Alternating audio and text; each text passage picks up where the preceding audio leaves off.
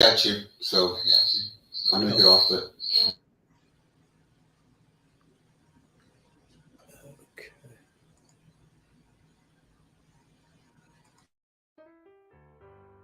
The Dr. Oba Tashaka Show. Free your mind, and the rest will follow. A show for all who are on the journey to discover the truths about their identity, history, culture, politics, spirituality, and family relationships. This is a show for the Black Freedom Movement and the Black Power generation and the hip hop generation, including Black Lives Matter and associate activists, all of whom are seeking change. Dr. Obatashaka and his guests are dropping knowledge and insight from his successful organizing, research, writings, and innovative thoughts, the best of which have piped into God's mind to lift you up higher and higher. To the bosses, OGs, rappers, influencers, and those looking to evolve from the constraints of misinformation and miseducation to build a foundation for personal growth, love, and mental freedom. Check out the wisdom of the O.R. Yeah, that's the original revolutionary, Oba T, who inspired 1 million black men with his rousing speech at the Million Man March, and who continues to fight, write, and speak the truth. Dr. Oba Tashaka is one of the deepest deep thinkers in the world today. A quote by Dr. Asa Hilliard. Dr. Oba Tashaka, then Bill Bradley, was the best leader organizer in the Congress of Racial Equality, C.O.R.E. An endorsement from Dr. George Wiley, Associate Director of National C.O.R.E. and the best organizer blacks produced in the 1970s as the organizer of the National Welfare Rights Organization. The Dr. Oba Tashaka Show. Free your mind, and the rest will follow. Hey, viewers, we had a little hiccup here. I got distracted. So we're going to, again, I want to welcome everybody to this show. It's very special. And as you can see, we have a special guest here, Felicia Harden, this lovely sister right here from Hoppy. How you doing, Felicia? I'm doing great. It's so good to be on the show with you. So this is nice. Yeah. Everybody should be watching Hoppy. Hoppy has got a significant number of followers and conscious followers, and it's because of Felicia and her partner who inject into it consciousness and probing. Felicia knows how to probe. She knows how to dig. If she was a surgeon, she could do deep operations, like maybe brain surgery. Let me tell you, I actually, when I was in school, I was pre-med because I wanted to be an orthopedic surgeon. So, okay. yeah. And peace to Susan Tata, Dr. Susan Tata. I see she's up in the chat, and Michelle. You have everybody up in here today. That's what's up. Hey, Susan. Yes. Susan has a wonderful show, Pan African DTV, and it's a conscious show, and it's got Africans from all over the world watching it.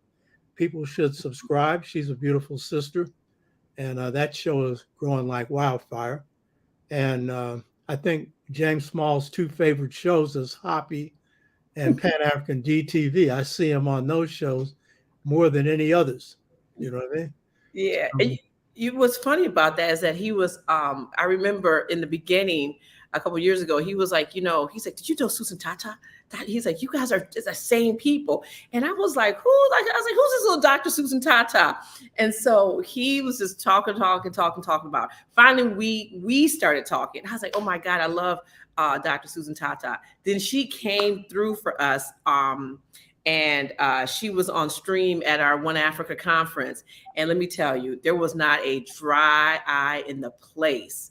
And I was looking at her, and I kept saying, I was like, "Oh my God, she looks like she is my sister. She is my sister, but it's like everything about her is me. So we're like the same people." So yeah, so it's so good to see her up in there.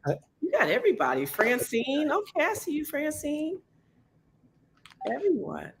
Yeah, you are matches. That's for sure.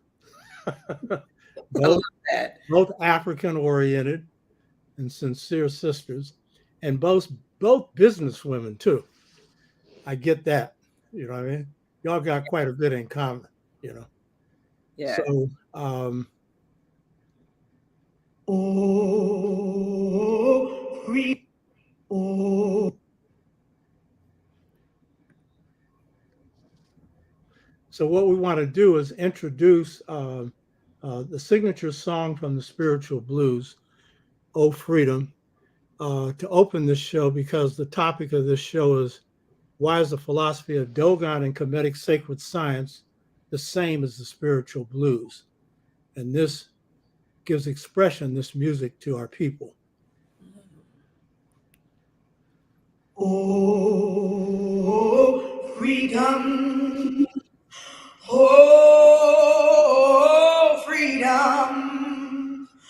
Oh, freedom over me. And before I be a slave, I'll be buried in my grave and go home to my Lord and be free. Oh, freedom. Oh, freedom. Freedom. Oh, freedom. Oh, freedom. Over me. Over me. Yeah. And before I be a slave, I'll be buried in my own grave and go home to my Lord and be free. No more weeping, don't you know? No more weeping. No more weeping over me. And before I be a slave, I'll be buried in my own grave and go home to my Lord and be free. Oh, freedom. Oh, freedom. Oh, freedom. Oh, freedom. Oh, freedom. Over me. And before I be a slave, I'll be buried in my grave and go home to my Lord and be free. And before I be a slave, I'll be buried in my grave. I'm going home to my Lord and be free.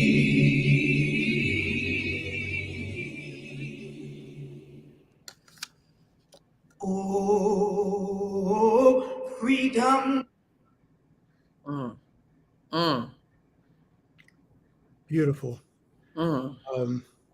Yeah, the spiritual blues are like the foundation, along with the African American work songs, of our art form, which is the highest expression of New African and African American culture, which is the popular culture and the most complex culture in the world. And if you listen to the lyrics in the song, you would think that free people, not chained, came up with that. Because they're saying, before I'll be a slave, meaning this sounds like the statement of people who are saying they'll never let it happen. It hasn't happened to them. And yet, chained by the wrists, chained by the ankles, but free in spirit, free in mind. And that's what you understand when you understand the real history of resistance of Africans in this country, Caribbean and South America, wherever they were enslaved. You could not enslave the spirit of most of our people. So that's a testimony to the fact that you may bury this body in the grave. This soul is free. And if it gets a chance, it's going to obtain full freedom. And so the spiritual blues is a music of freedom. That is its essence. And so the blues, jazz, hip hop, gospel blues, rhythm and blues, soul, funk, and the best of hip hop rest on this. And it inspires all areas of creativity among Blacks, our scientists, our musicians, our leaders, our writers, our thinkers. Virtually every writer in the African American culture comes out of an idiom of the music. And why was the music the medium for passing on the highest domain of the culture? Because drums were banned. And so the voice had to become the instrument. And so it's the spiritual blues that maintain polyrhythms, whereas blues was monorhythmatic because of the elimination of the drums. And then jazz brought back polyrhythm, especially through bebop and other performers. The spiritual blues is African to its core. And very little of it is about Jesus because Blacks were not Christians during enslavement. We covered that in the last show.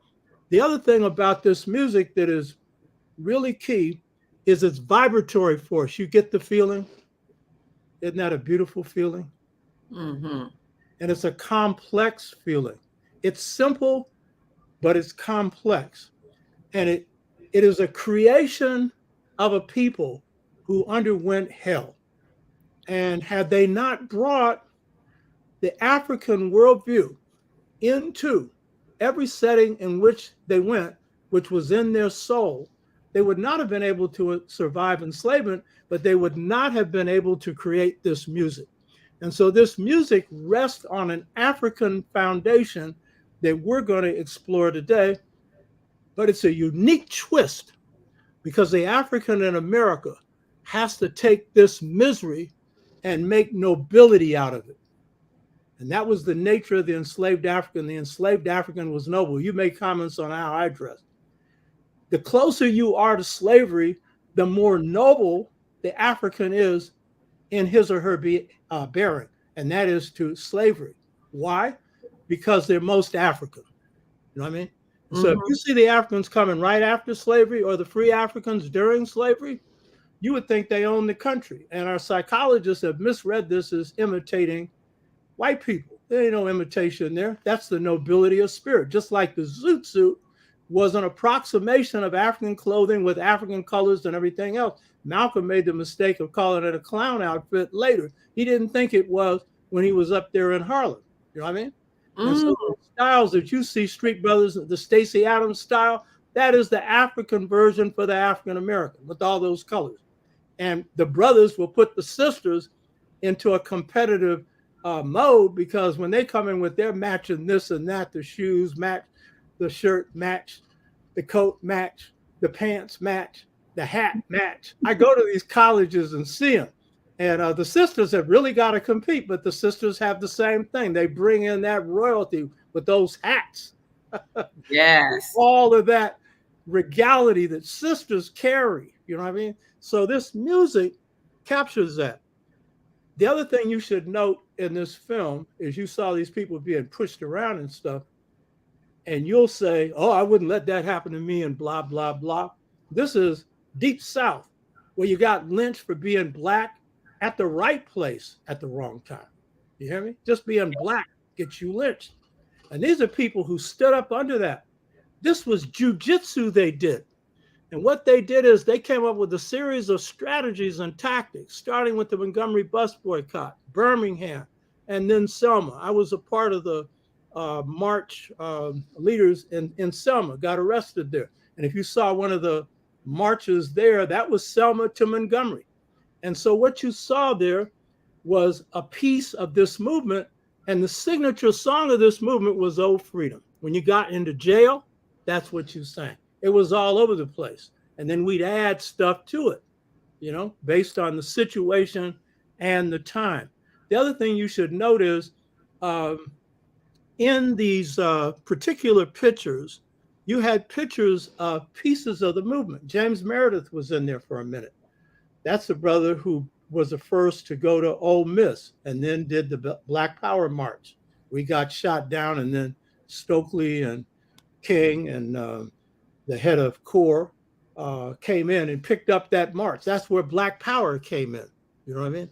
And so what you're seeing there is the dignity of our people, and it is expressed through the spiritual blues, which is a mirror reflection of Dogon, Kemetic, and other African philosophies, which are all the same on this point. So that's why we started with that. Pure beauty. And since I had beauty on the show, I gotta have something that comes close to it. You hear me? Yeah, I tell you, Dr. Tashaka, that's really nice. Thank you.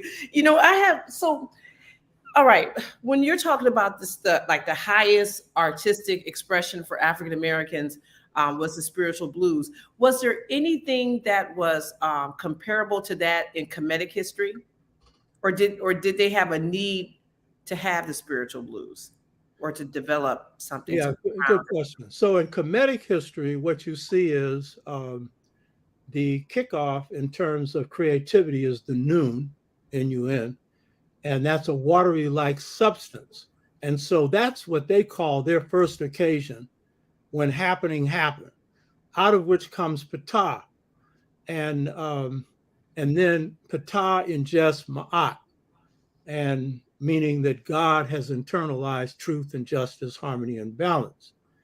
But what God comes out of, the noon, is electromagnetic vibratory energy, right?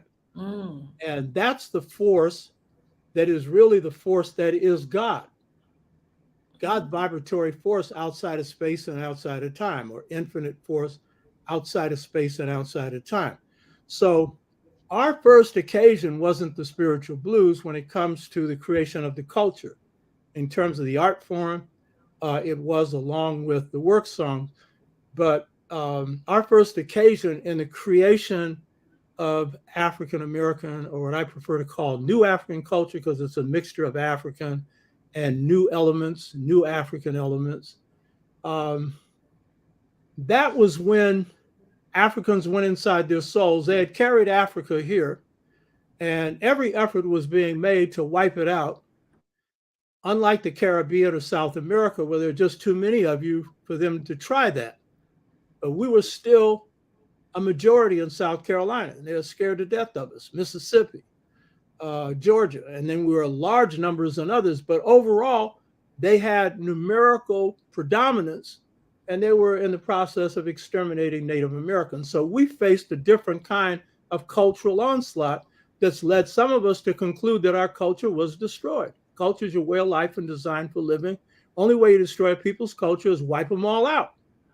As long as you had one Mohegan, the Mohegan culture was alive. You hear me? And you got far more than one of us. So our first occasion was the occasion when we went inside our souls. And as a slave narrative said, and this is what you like to do, so you'll recognize this, on the spur of the moment, we thought of things African, and we brought it up. You hear me?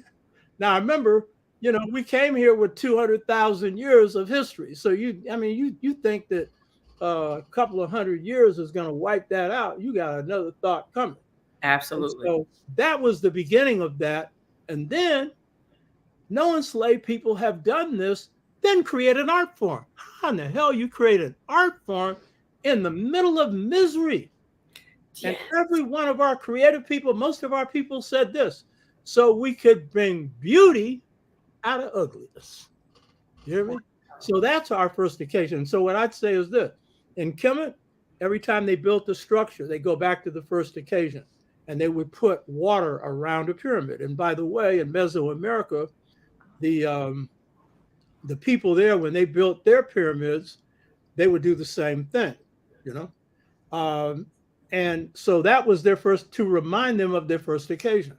What we always do is when we reach a turning point in our history, we go back and on the spur of the moment, come up with something new. And the thing I always say is the hardest thing to do is to predict what we're going to do. I don't care how black you are, unless you're prophetic. And even then, you're going to have trouble predicting that. So the Montgomery bus boycott on the spur of the moment. Hip hop on the spur of the moment. And usually, or Afrocentrism on the spur of the moment. Marcus Garvey, he had to come in here and get acclimated to us, and we got acclimated to him.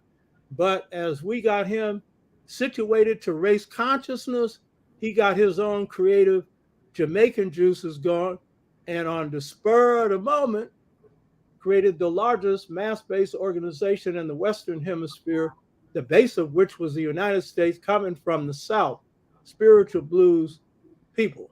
You know what I mean? So that's our first occasion, but it's based on vibratory force. That's the same thing in both of them. Wow. Okay. Okay, you know, as you're talking, I was thinking about the wave of energy when you write, when you're looking at the Badu Netcher, and I was like, all of this is making sense. That, you know, that little the wave of energy, you know, of new. Medu Netcher is God. Medu Netcher, God speech. Medu Nefer, N-E-F-E-R, human speech. And Dr. Jacob Carruthers called it the walking, talking, doing language. And so while they wrote, writing always approximated speech. And so it was the vibratory power of speech that's contained in the writing. So the average African-American likes to write the way they speak. Not all of them. Zora Neale Hurston did, John Henry Clark did, I do. You know what I mean? And sometimes you get criticized. Zora, because she used the speech patterns of Niger-Congo-Bantu linguistics. And so they said that ain't proper English. You're darn right it's not. That's the point. It's a language of the people. You know what I mean? And John Henry Clark the same way. So what you're able to do then is what Medu Neter did, was to reproduce in writing speech. And so you'd have the vibratory force, the power of speech in writing. But the best fundamental level is oral. And that's why we favor the oral tradition. Jazz musicians prefer coming from inside themselves as opposed to a written script. And even if it's written, they'll remember it, play it, and then change it. You know? Yes. Wow. I tell you, we are the most creative people out there. Mm-hmm. I've said this, and I told you before, I had no one criticize me. Somebody raised this as a question, and we had a dialogue. I said, you know, our ethos is creativity. The ethos of Kemet is Ma'at. The ethos of the Yoruba is Ori. Now, all humans are creative, and all Africans are creative. I'm not saying they aren't. But when it comes to what makes us distinctive in the world, it's what we had to be as a people. And it's not because we came off a boat more creative than anybody else. And it doesn't mean we're more creative. It means our ethos is creativity. Our essence is creativity. So if you have to go into a bag to figure out a problem, we come up with something. And it's usually something great and beautiful. So that is our essence. That is our soul. And that is a God quality. Is God a creator? You know what I mean? All people have this capacity, and that's what the previous shows were about. But that's our ethos. That's what's distinct about us. I got that because me and I've explained this before, but people haven't heard it. A lot of them. I was courting my wife. She had come from the UK. She was here, was sitting out on our porch in this house here, and she made this deep comment. The African American has an ethos distinct from all Africans in the world, because she's been all over the place, born in the UK, raised in Barbados, came back to the US for 21 years, then went back to the UK for 21 years. That's when I met her in the 21st year. By the way, 21 is my number. Are you online already? I can't move my car. Oh God, I love it. I love it. That's the benefit of doing these shows live, and it's good for like the audience. Everyone gets to see like a real live show. Yeah, exactly. I feel I love in the spur. I love in the spur of the moment. Yeah, exactly. That's our nature. We can't help it. Yeah, we can't help it. Mm-hmm. Can't Wow. help but be creative. Wow. So yeah. I was just thinking for a moment, only because I'm in education, and just imagine if that's how you're raising your kids from day one. Exactly. From that creative essence. I like that creative essence is so much better than creative ability. Creative essence. Yeah. Ooh, And that also means, as a good parent, you're raising your kids to be themselves. In other words, to figure out what are their particular unique qualities and encouraging them to express them. And that's what good parents do. And if they don't know, they encourage their children to find out. That's what good Black parenting and good parenting for anybody is. You need to move your car. I can't. Shaka. You're gonna have to take a quick break. I gotta move my car. I'm gonna have to take a break here for a minute. You know what? You want me to talk about Hoppy while you're taking a break? Yeah. Moving your car. You would think you guys are in New York City moving them cars. Mm-hmm. All right, family. It's so nice to see all you guys up in here. So you guys were up late and up early. Man, coffee. Where's my keys? Peace to the family. They're probably on the kitchen counter. All right, Cinnabar. So I am so honored to be actually able to be on Dr. Obatashaka's show. I felt like you guys were keeping him a secret from the Hoppy world because, when I was just happened to be talking to someone trying to get his phone number, and I called Professor Small, like, hey, do you have Dr. Tashaka's number? And because one of our guests who had came on the spur of the moment on the Hoppy show, Shah, he had mentioned later we were talking, and he talked about Dr. Obatashaka, and I was like, okay, I was trying to get his phone number, but Shah didn't have it. So I'm looking around for everybody trying to get this, get his number. And I'm just talking to Professor Small. He's like, oh, that's my best friend. What? Really? That's what we're doing, Professor? He's like, oh, you need Dr. Tashaka's show, number. So he gave me his number. And then when I brought him on, it was so interesting because I'm like, oh my God, why is everybody in this chat know Dr. Tashaka except for me? Myself and Taiki. So it was really great that we were able to hook up with him because he's going to definitely be a resident on the Hoppy show along with Professor Small. And he's very reminiscent of Rest in Power, Dr. Ranoka Rashidi. So it's really an honor to be up on the show with you guys. And this is going to be a good conversation because, the first time I watched the show, I was like, oh my God, this, Dr. Tashaka, he goes in. I mean, he has notes. His stuff is really, class A. And, that really just goes to not only the researcher in him, but just the scholarship, that we're missing today. I see Brother Shabazz, like all you guys are here. Lori, it's so nice. This is great. Now, I hope you guys are subscribed to his channel. Make sure you guys are subscribed. You know how we feel about this, being subscribed and hitting the notifications button and sending this off to at least 3 other people because that is super important so that we get this word out. because creativity is our essence. And shout out to Dr. Ken Lee Harris.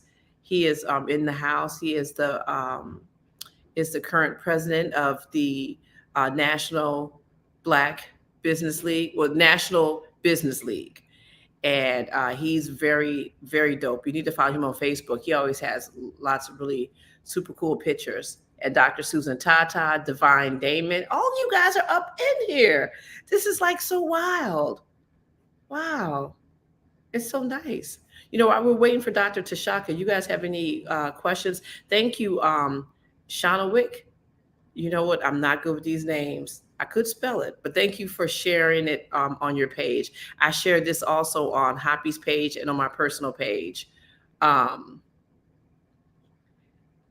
Yes, he is a husband, and that's what's up.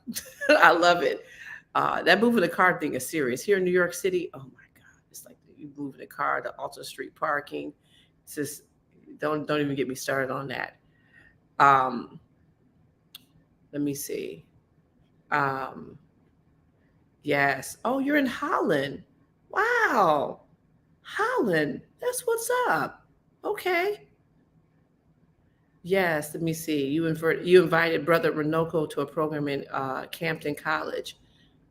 Okay. Yeah. Dr. Rashidi was really such a giving scholar, just like Dr. Tashaka.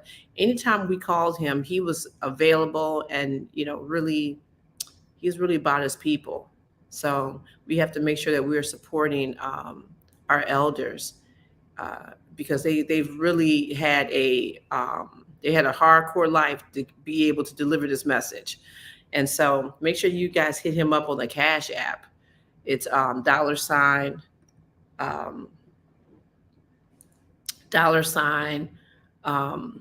Dr. Oba T. Shaka. Make sure you have the T in there. Okay, don't be sending the money to someone else.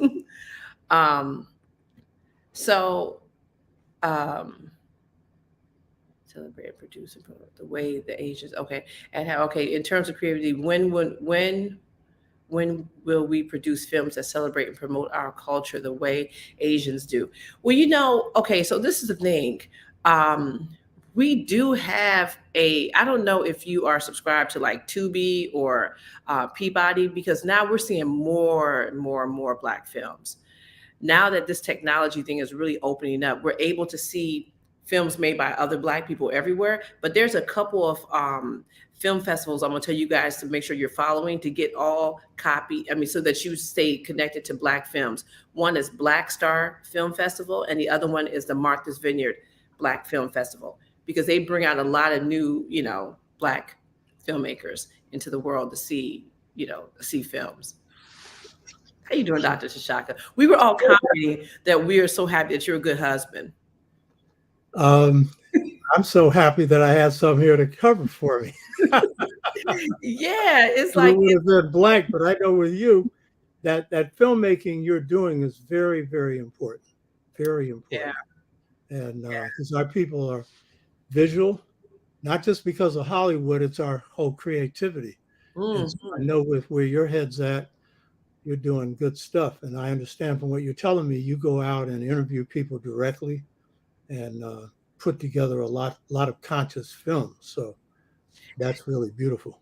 Yeah, I trained at, I started training to make films at Howard University with Haile Garima. And I used to sneak in his class. I was actually at Howard studying. I'm an occupational therapist, like 30 years, 35 years, because I was an occupational therapist in the Air Force first. And then I transferred to Howard and I got my degree in occupational therapy. But while I was at Howard, because I've always wanted to be an actor, and actually I wanted to be a Broadway singer and actress, because after I saw The Wiz, I was like, I need to be in The Wiz. And so that became like my thing. I look at The Wiz at least once a week. I love The Wiz. It's just that's one of my favorite musicals and movies. But And so when I got to Howard, I was like, okay, I'm going to continue occupational therapy because I had been doing it for a minute at that point. And I was like, but I'm going to follow my acting career. And so in Haile Garima's class, and if you guys don't know who Haile Garima is, he's a famous Ethiopian filmmaker. He brought us Sankofa, a must-see film if you are a Black person. Like that's like it's the price of entrance, you know. Yeah, so I used to go and volunteer as an actor in his class with the master level students, and I just never left. And I didn't really think he noticed until I had a film that got into the Black Star Film Festival, and he was giving his speech. And then later we were talking, and he was telling a group of Black people when he saw me, he's like, "Oh yeah, this is the girl who used to steal classes at Howard." I was like, I didn't even think he noticed. Like, yeah. He's like, you stayed there for 2 years. I did. I was there for 2 years. So That's one of the greatest filmmakers in the world. So, you know. yeah. He's so passionate about us telling our own stories. And Mhm. he, like he does not play with that. He is very clear. We need to tell our own stories, you know. Yeah. Even down to editing. Because a lot of times filmmakers will hire an editor, you know, you shoot your film and you hire an editor to edit it. But editing is when you really tell the story. And at that point, you have to be involved as a filmmaker in that, you know. Yeah, right? same thing in writing. I publish my own stuff, and though I'll have an editor come in and correct anything, but if you're going to a publisher, first of all, in the U.S., they are usually determining what you're going to write very often, and how long it is. And you might have a 700-page book, and it gets down to 300 pages, and then they're going to get in and change everything all around. So yeah, it's the same thing. Yeah. Trying to control the message to make money.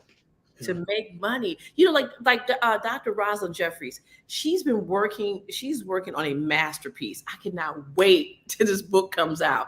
But she is very clear about who will be able to edit it. You know, she's like, she ain't down with just everybody, you know, chopping some stuff up, because she's telling a story from her creative essence. God, that is so much more powerful than creative ability. But yeah. 100%. Yeah. And that's really what this whole topic is about, the philosophy of Dogon and Kemetic sacred science, the same as the spiritual blues. It's really extending this discussion on creativity in the law of attraction, how we create things. But now this is taking it to another level. How do you draw on the most powerful principles in your philosophy to create? Because when you're grounded in that, you're going to be most creative. So yeah, that's key. Yes.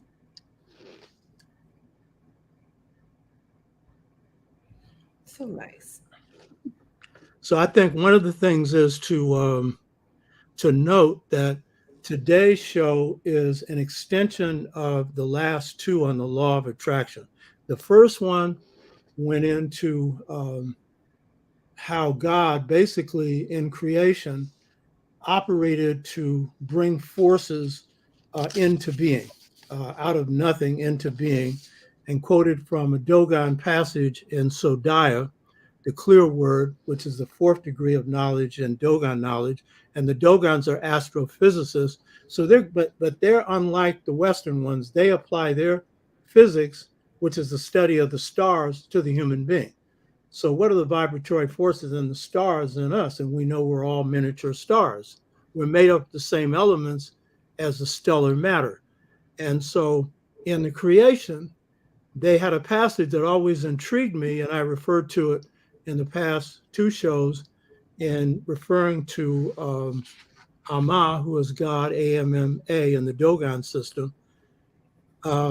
They referred to God's mind as the womb of all signs that catches life. The womb of all signs is the womb of Ama, symbolically, meaning that God created everything out of God's self, everything. And so then in that passage it said, so God catches the cosmos with God's thoughts, catches nature, catches life. And so God is being treated like it's a magnetic force. And so the law of attraction is based on like is attracted to like. So what I've added to those two series is, in the second one was how you bring your thoughts into reality, was that your ability to create comes from the magnetic power that you have inside of you, which is a part of God, that part of God that's in you, that's in the soul, that's a spark, that's in the heart, mind, and many other places within you.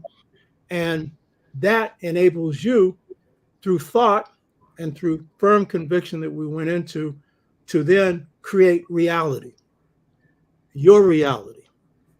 And this law, well, so that's the key thing. So the connection between these two shows is to show how now the philosophy of Dogon, Kemetic, and spiritual blue sacred science serves as the real magnet, because if you're in harmony with the cosmos, and if you're thinking cosmically, which is really what the sacred sciences teach you to do, then you're going to be at your highest creative powers.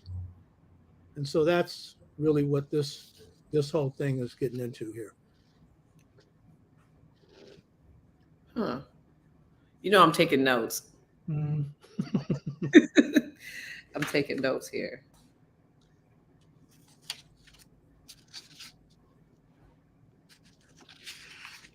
So, so then the whole point is God's thoughts are the source of creation, just as your thoughts are the source of your creation. And so the law of attraction is like is attracted to like. So then how is God connected to the cosmos?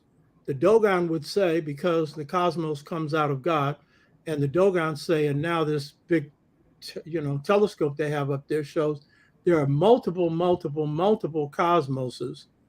The law of attraction that operates like a magnet, when you think of something, work on it, really get to your feelings and drawing into being.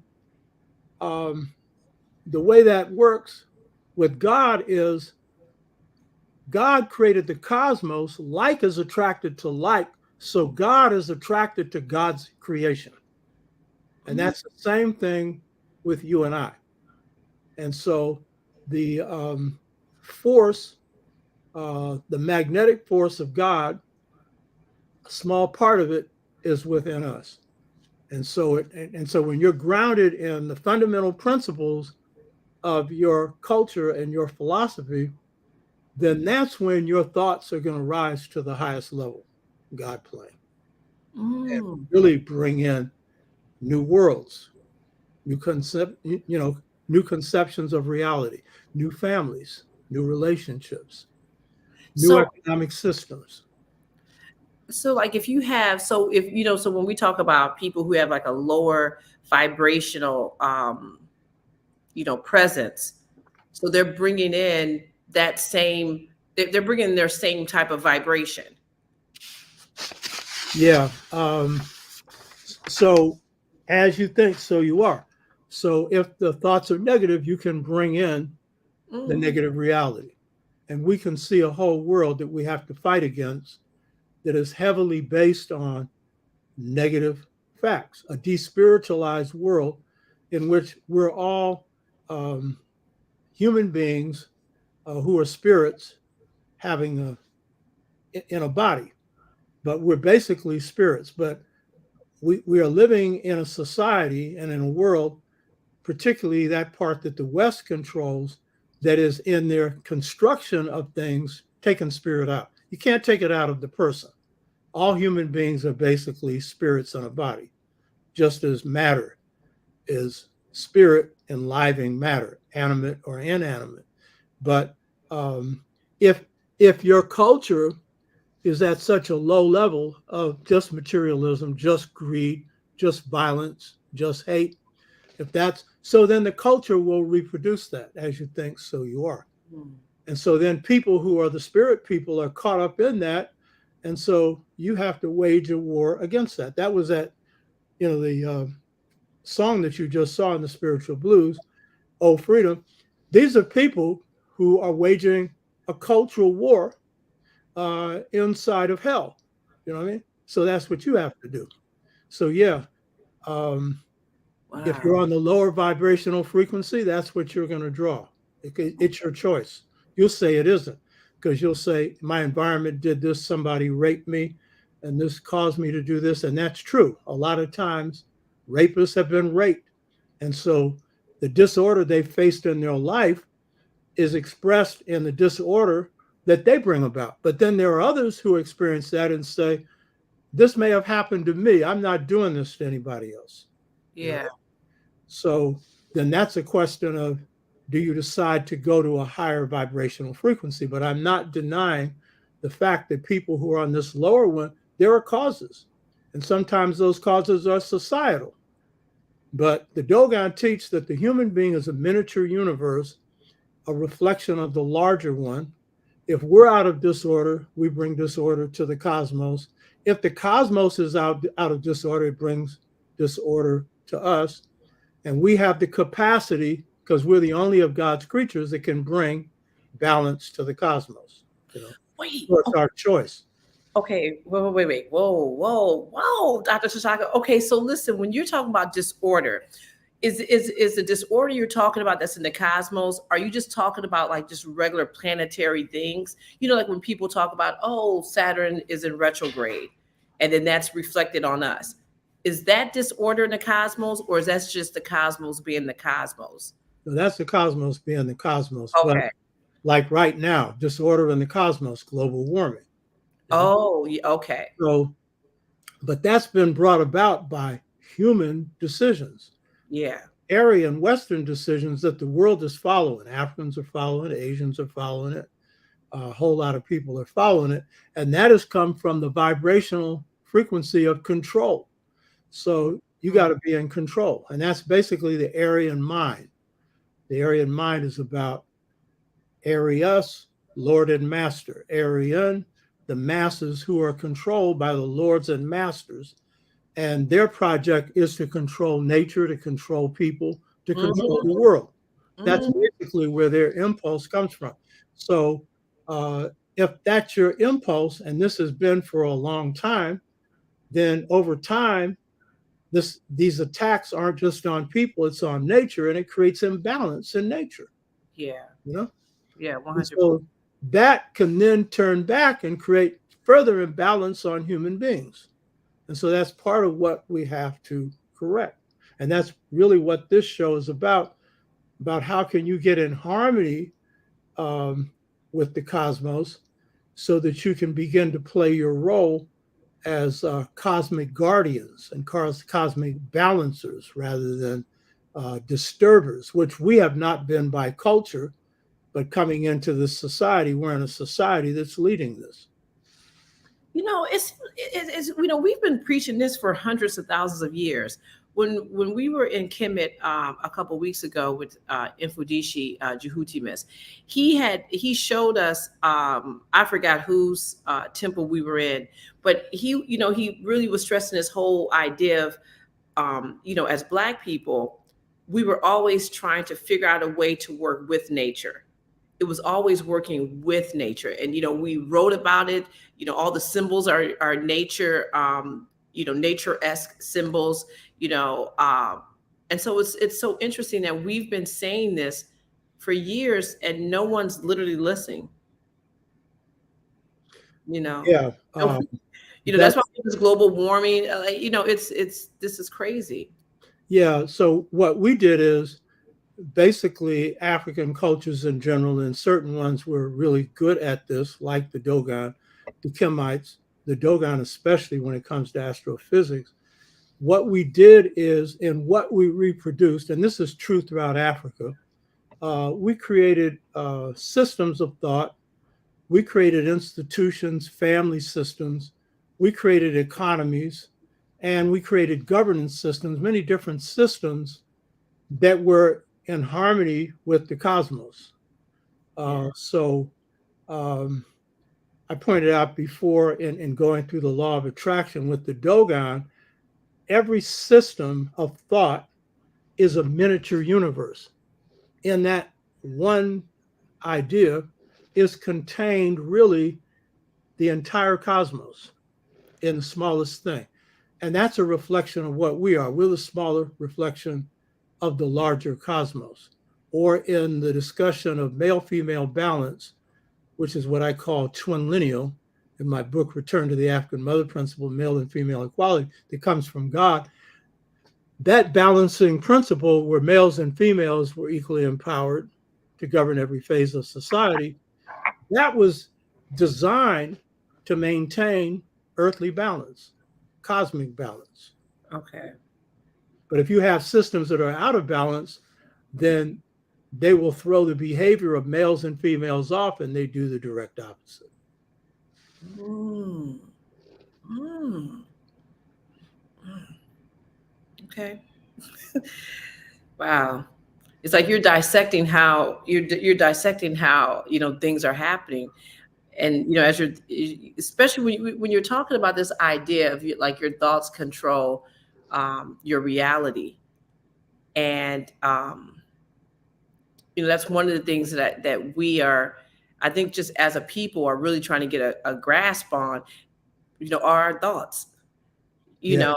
because it's really, you have to, I know when I was, like, years ago, I was diagnosed with cancer, and my son's babysitter, her mother had like stage 4 cancer, and she was, the doctors told her, "You're out of here," and she was like, "No, I'm not out of here." She started working with Queen of Four. She did all these things. Anyways, she ended up surviving it, right? And then the doctors tried to say, "Oh, well, maybe we didn't see it." But anyway, when I found out I had cancer, she was the first one to call me, and she was like, "You've got to think positive."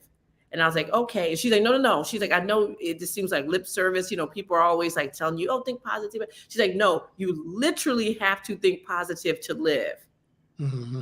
And I remember, just saying, I was like, "I don't know." She's like, "No, you're going to have a negative thought." She's like, "Immediately just check your negative thought and change it to a positive." And she's like, "You have to do this every time so that you get your good cells in your body to fight this."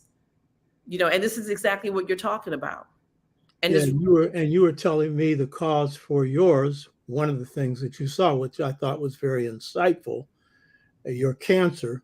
And so part of your dealing with that was to correct that behavior that yeah. brought on stress, that brought on negative vibrations in your life. And not living my life, the life that I knew I wanted, that I thought was unattainable, but not living it. But I was like, hell, after getting cancer, I was like, well, I'm gonna be living my life. Right. Everything, I'm just gonna do it. As scary as it could be, as all of that, just go ahead and do it. I don't want to be in this position anymore. Yeah, because it led you to appreciate every moment, which you should do anyway. You Yes. should appreciate every moment that you're on this earth, because life only strikes, you're going to expect me to say once at a time, because you're coming back. But the question is, for what purpose? Unless you've evolved to such a high level, you don't have to. Most of us, we still have work to do, because we're trying to be ourselves and get closer to God at the same time. So, yeah, getting into the place of harmony, which is the place where you're in alignment with your truth. Yeah. When you're doing that, then you're healthy. Yeah. And usually the stressor will be under control.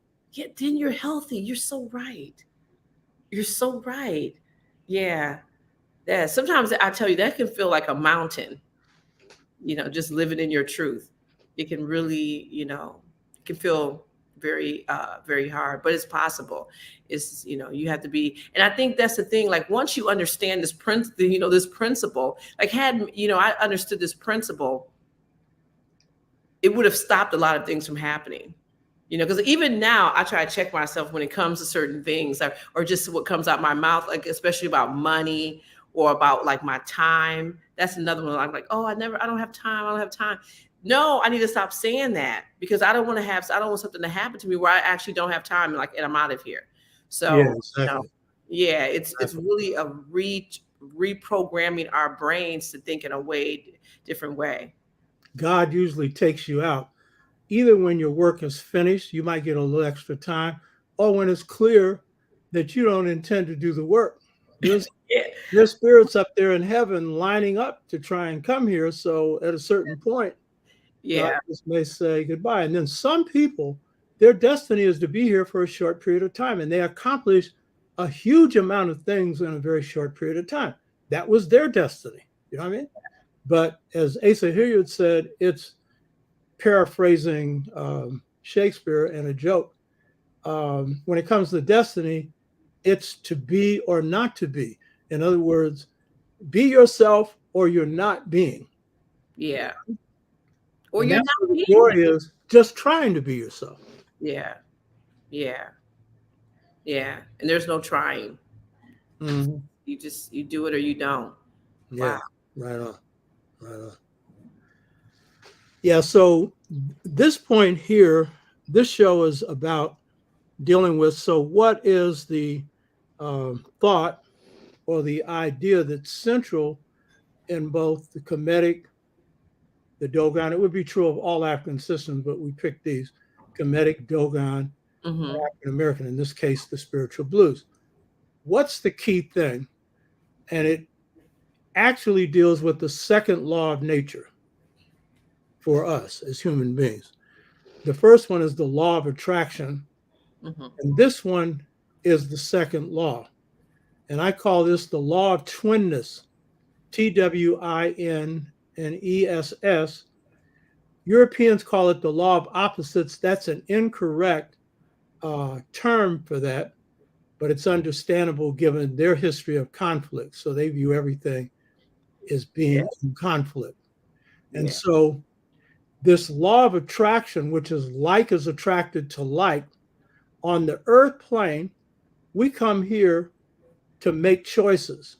Free will is what governs this earth plane. And so we have a purpose here, and it's our job to discover it. It was a compact we made before we came here. But the path along which we'll go in pursuing that is making choices Hmm. freely. God gives us that power. God isn't up there dictating to us. And so, what is that path? It's the path of twinness. And in Western thought, we are hindered very often, and the spiritual blues was a reflection of the African essence that Africans brought to America. There was an extension of this Dogon, Kemetic, Yoruba, and other thought. And so it was pretty pure and it guided us. And it was cosmic thought. It's this twin uh, truths. But the European conception is, and I'll get into the twin truths in a minute, but the European conception coming from Plato and the Puritan philosophy is what's called separation. And so good is separate from bad. God, of course, Africans had no belief in a devil, but God is separate from the devil. You know what I mean? And so there's a higher order that rules the lower order. These separations are means of control. But this takes you out of connection with nature because nature is connected. It is following the second law of the universe, the law of twinness or twin truths. And what does that mean? On the earth plane, we don't understand positive without negative, good without bad, agony without joy and ecstasy. The one is necessary for the other. And as we go through that process, then that is the way we learn. So everything is in pairs, the way God created the cosmos. So the cosmos is God's twin, and therefore, and it manifests materially. God's invisible, but it is the essence of God. So the Dogon would say the sky is Ama, you know, meaning God created the sky. God is in the heavens. And it's interesting that some people have the spirit power to bring down rain after drought, suggesting that, well, maybe there's something to this, you know what I mean? But the key point is, so in African thought, in the spiritual blues, this is manifested this way. And it's based on the union of spirit and body, or spirit and matter. And this is why God's force is magnetic and is able to attract, because it's the cause of that. It's the source of that. That's what you're drawing from, the spirit inside of you. So the spiritual blues rest on this. The spirituals are the blues, meaning what's normally considered to be non-spiritual, usually the blues is treated as secular stuff, everyday life, is the spirituals, because spirit is in matter. So the spirituals are the blues, because the subject of the spirituals is everyday life, the ups and downs of life. So the spirituals say, sometimes I'm up, sometimes I'm down. Oh, yes, Lord.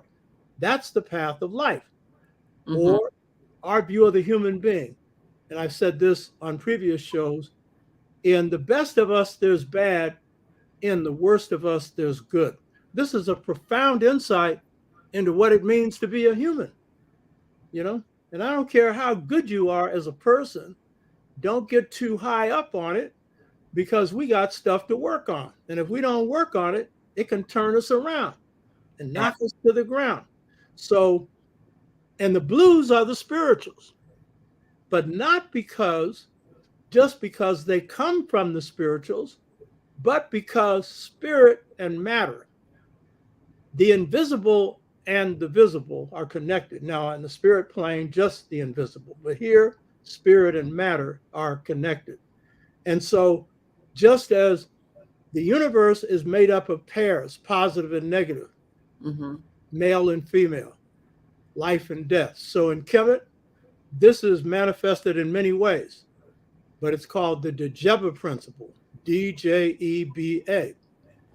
And so it is the path of Osiris and the children of Osiris. So in the rising of the sun, that is Khepra, the rising sun. The boy Pharaoh, that could be Asar when he was a child, or Heru, his son. And then the sun at midday is Horus, or Heru, at its brightest light. And then at its setting, it's Asar, or people call him Osiris, the Greek name, but Asar. And so what does this mean?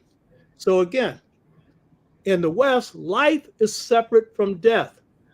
But in African thought, life is slow dying. Wait, life is slow dying. Think about it. You're dying every day. You don't like to hear that because, you don't want to think about death. But that is what life is. It's slow dying.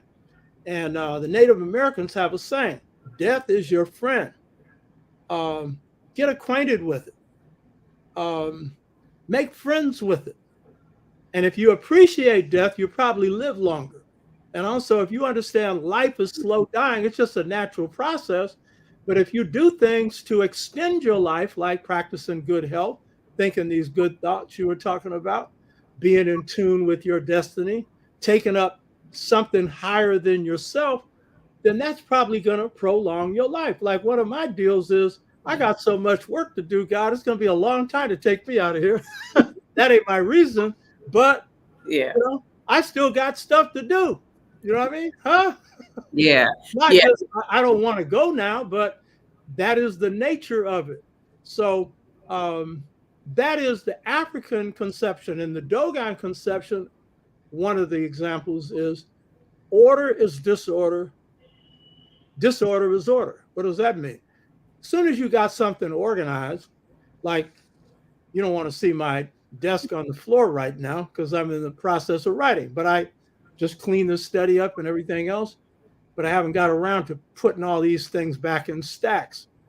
But as soon as I do, then the order is going to become disorder. But for me, it's an explainable order. I know where everything is. You know what I mean? Yeah. And Yeah. so that is the nature of life. So in the Black Book expression, bad on emphasis is good. You know what I mean? Yeah. Huh?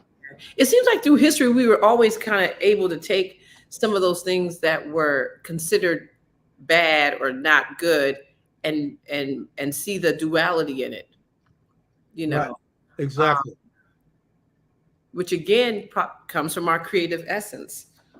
Yeah, that's basically what our enslaved ancestors did, because they were able to create under rough, tough circumstances and yet bring out something that was really positive and good.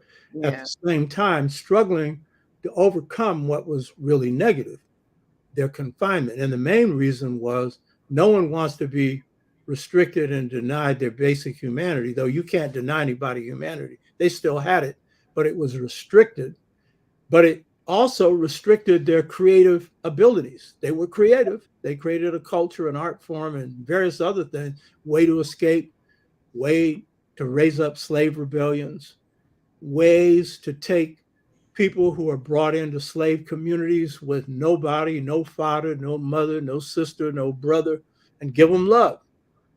Ways to take people who had no money and with their little bit, give it to them. You know what I mean? So all those things enabled us to survive and thrive. So yeah, that is a part of it. And so that is again seeing that within the negative there's positive and building on it and then taking advantage of it. Well, and so okay, so when we're thinking about this, you know, because there's some people who just have an innate ability to when something, you know, so-called bad happens. Because I started having this conversation with my kids. I'm like, you know, when things happen, they're just things happening. I try not to get them to say that there are bad things happening, because then it's almost like it's seemingly bad, but it's actually about to bring out something good or seemingly good, because it's going to take you to another level of consciousness, right? Right. And so, you know, when we're thinking about this idea of twinness, right? Is there any thought to I'm trying to think how I can phrase this question, because I want to know, is there any consideration to what the duality will do to you? I don't know if that's if you understand what I'm saying. Yeah, no, I get what you're saying. First Yeah. of all, you know, your point on a person facing what they call bad, and you're saying that they should see the positive side. Usually when we face a crisis in life, and this is a lesson that the Buddha taught, is it's a crisis because we don't know how to handle it, you know? And so as a result of that, we usually handle it the wrong way. So I've given my example, my turning point in life and my issues in my marriage and stuff. I didn't know how to handle it. That was the biggest problem. And it was really learning how to handle it. Not just that situation, but the situations of life that required a certain kind of balance. So if we understand that a crisis in your life has two sides to it, one is a woe is me side, the other is an opportunity. And so what do you do to take advantage of that opportunity? Yeah. And that's generally my approach. I'll give you an example. There's a little practical, little personal thing. I was raising my first wife and I were raising my sister's daughter. She was a big problem. And this was at a time in which I had all the crises in my life I've discussed before, you know, with my marriage. And so as I'm coming out and getting myself more stable, I bought me a 300ZX. I like sports cars. It's the only new car I've ever bought. And then we go to Africa.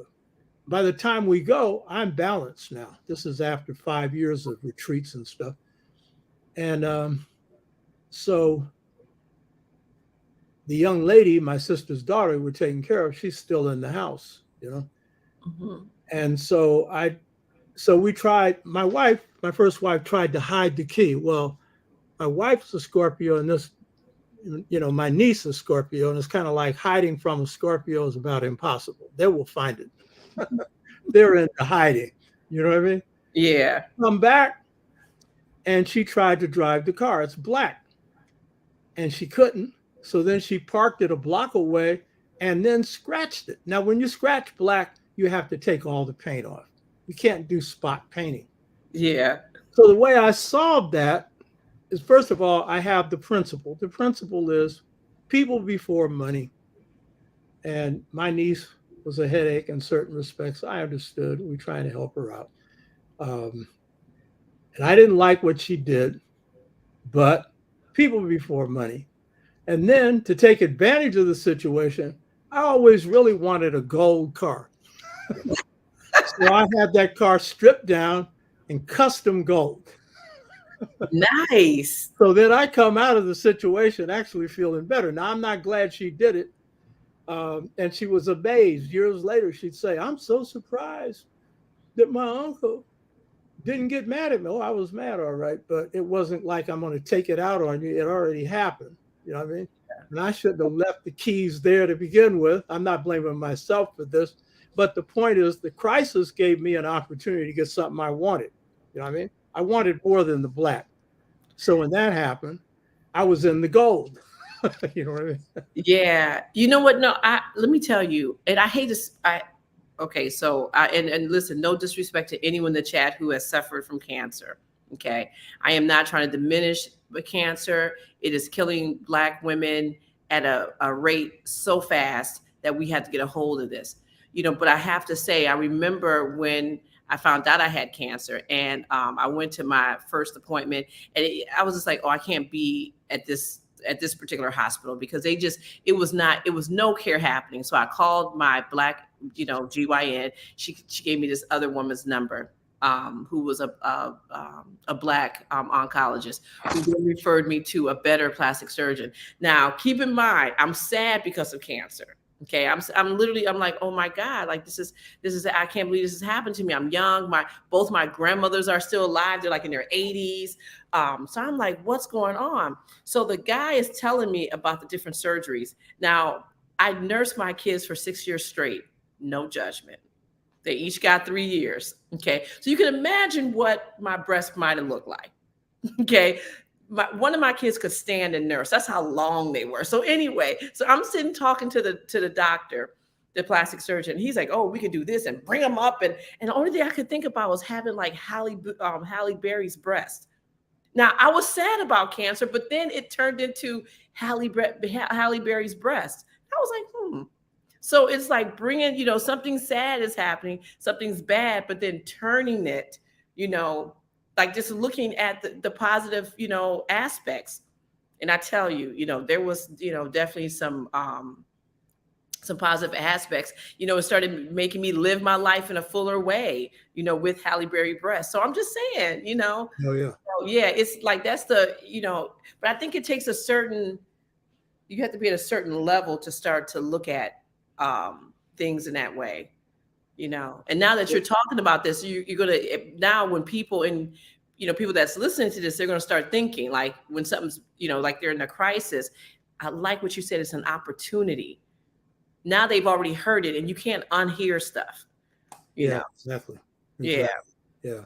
And it's an unpleasant opportunity in the beginning, but when you learn it, and you go to another level, then it's the most valuable experience in your life. Because that's really why we're here. We're here to deal with the things we don't know how to deal with. Now, of course, we're here to deal with those gifts we have that we can bring out and share. But we're really here at the crossroads to deal with those turning points. Like the blues song says, there's a turning point in my life.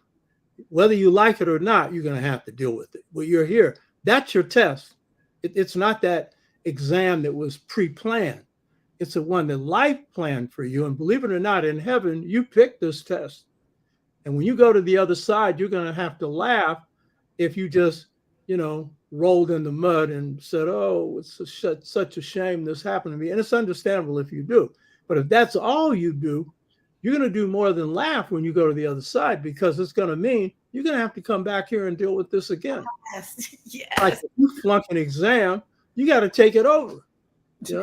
You know, yeah, that's my astrologist. She's always like this. She's like, listen, I'm just telling you what it is. She's like, now you can take a couple lifetimes to get this, or you can handle it right now. And I'm Mhm. like, just the thought of like, okay, man, okay, well, a couple more lifetimes versus just stand up to it now. Okay. You know, Uh, yeah, I tell you, just you, think of what else you could do.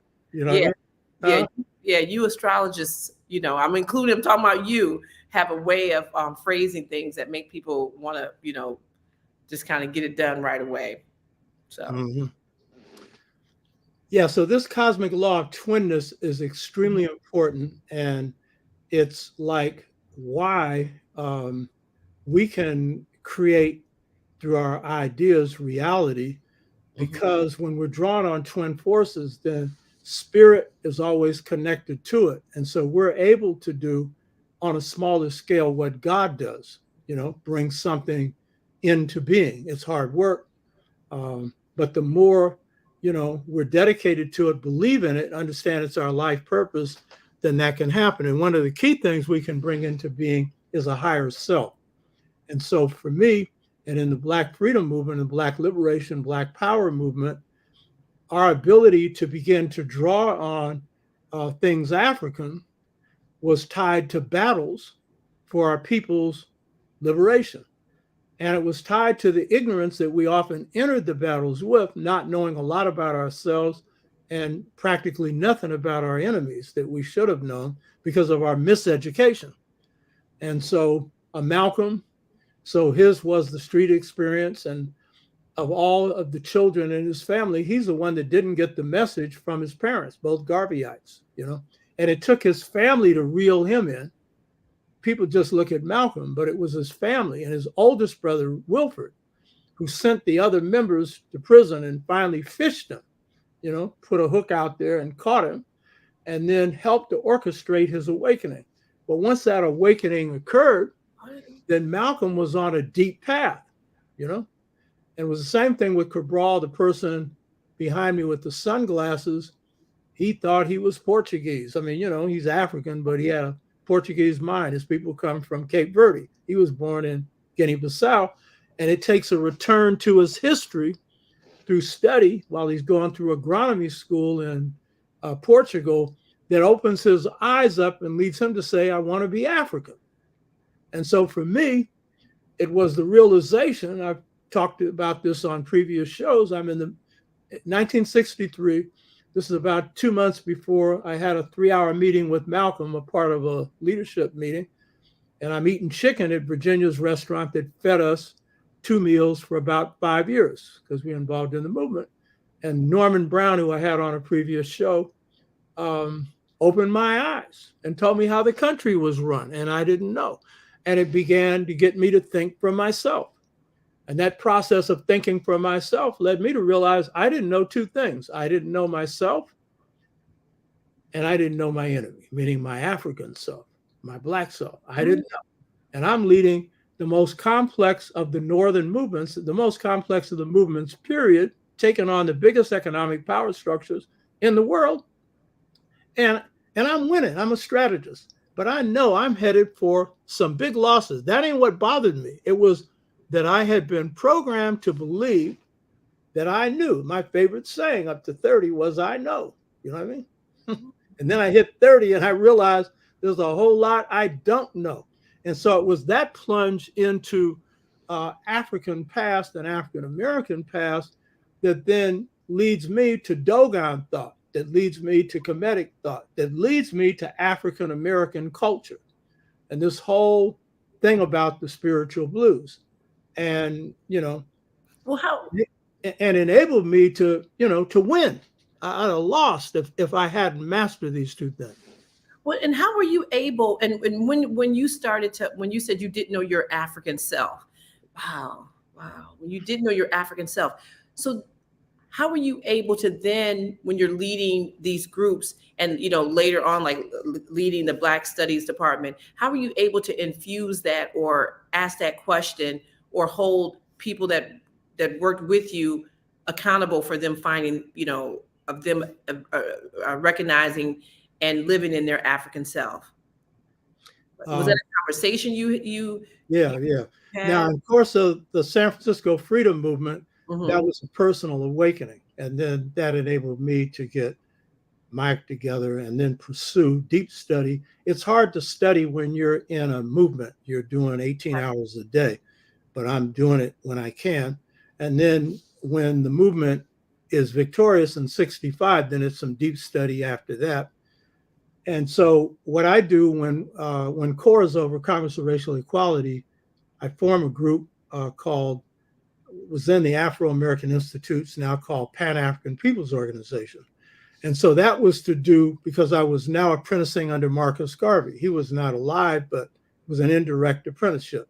And then under Malcolm X and others.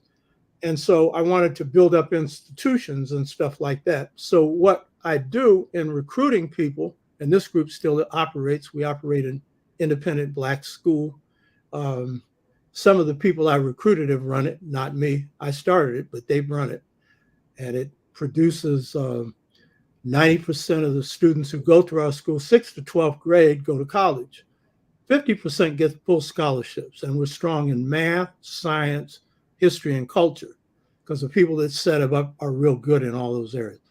My policy at state, the FBI tried to deny me had denied me a teaching credential. I could have beat them. I didn't fight them on it. Spirit told me not to. Mhm. But at state, they tried to knock me out of tenure. And I beat them with the help of Asa Hilliard and a number of others. And then my project was to get paid for radicalizing people within the system. And I recruited the smartest students I could get my hands on. And so it's a bunch of brainy, dedicated people who love Africa and who love African people and raise their children that way. So what I did then is the process of transformation that I went through, that became key to getting into the organization. And so we take people through 8 to 9 months of this. This is the 6-fold stages to mental freedom that we're signing people up for now. And we need 40. Once we have 40, we'll start that. And the people I'm referring to are people who's going to help run this. So that was reproducing that within that organization. Then they have taken it and reproduced it with their children. Some of them have worked in the criminal justice system and the juvenile justice system. They brought it there. Some of them, one of my real good friends, a sister, Fania McKinney, has used it in terms of youth mentoring programs. And so various other things. So they've applied it to their lives, and they said it's the most valuable thing they ever got. So I didn't use it so much in C.O.R.E, but for me, but in Pan-African Peoples Organization, then it was replicated, then they've replicated it themselves. Okay. Yeah. Wow. Know my African self. Go ahead. Dr. Susan Tata, she's coined for saying, minding my African business. He's like, get on with your life and minding your own African business. Mm-hmm. So I appreciate that. Yeah. Mm-hmm. Yeah, exactly. And that should be your business, whatever your gift is, because that's the purpose in life. Every frog is looking after their own pond. And we can't be looking after every other pond but ours. Look at yours. Invest in yours. You know what I mean? Yeah. Drink water and mind my African business. That's what it is. Yes. She's like, drink your water and mind your African business. Nurture yourself and then nurture others, Yeah, right on. And we're real good with the sayings and the proverbs, Yeah. That's also another way that we contain wisdom, So I think that a key thing, if you're going to grow and transform in African systems, you've got to live what it is you believe. So the way you learn to know something is to be that. To know the truth is to be the truth. So normally on these shows and stuff, we're just used to getting information out and then people could quote it. No, it's a question of how you internalize that. So the twin truths, this notion where there's order, this disorder, life is slow dying. The blues are the spirituals. From the negative can emerge the the positive. From the downs in life, you can experience the ups, but as my mother always reminded me when I come up and say, Mom, we just kicked the butt of this and that, she'd say, remember, there's a very thin line between victory and defeat. And that's very true because they're twin. And if you take a victory for granted, it'll turn to defeat. World War I, they imposed a harsh punishment of reparations on the Germans. Garvey, as a prophet, predicted that would lead to World War II. You know, they weren't magnanimous. In defeating an opponent, be generous. That's always been my policy. I treat enemies with respect. And I'm going to kick your butt. You're going to eat out of my hand. You know what I mean? But the fact of the matter is, you're not going to have these bad feelings because I name called you, did all this kind of stuff. I just beat you. You know, Yeah. You are the one that did the attack, not me. And then I'm coming to you for resources. Whatever I want from you, I'm going to get it. You know what I mean? But I treated you with respect. And so that's a part of the Warriors Code, but it's a part of the code of life. You know what I mean? And so this battles for Black liberation, I think, has been key. Whatever your contribution is, you need to be doing something in your community, something, if you're from the continent, in your nation and our nation within a nation, to uplift your people, make your contribution, because all this knowledge you're getting, it's only applied through action, through life work. And it's your work, not mine. Don't do what I'm doing, necessarily what Felicia's doing, unless that's your gift. Do what you're supposed to be doing. Yeah. And then out of that, you grow. Yeah. And you know what? That's a good, just a little break for a second. Family, please make sure you are liking and sharing this video.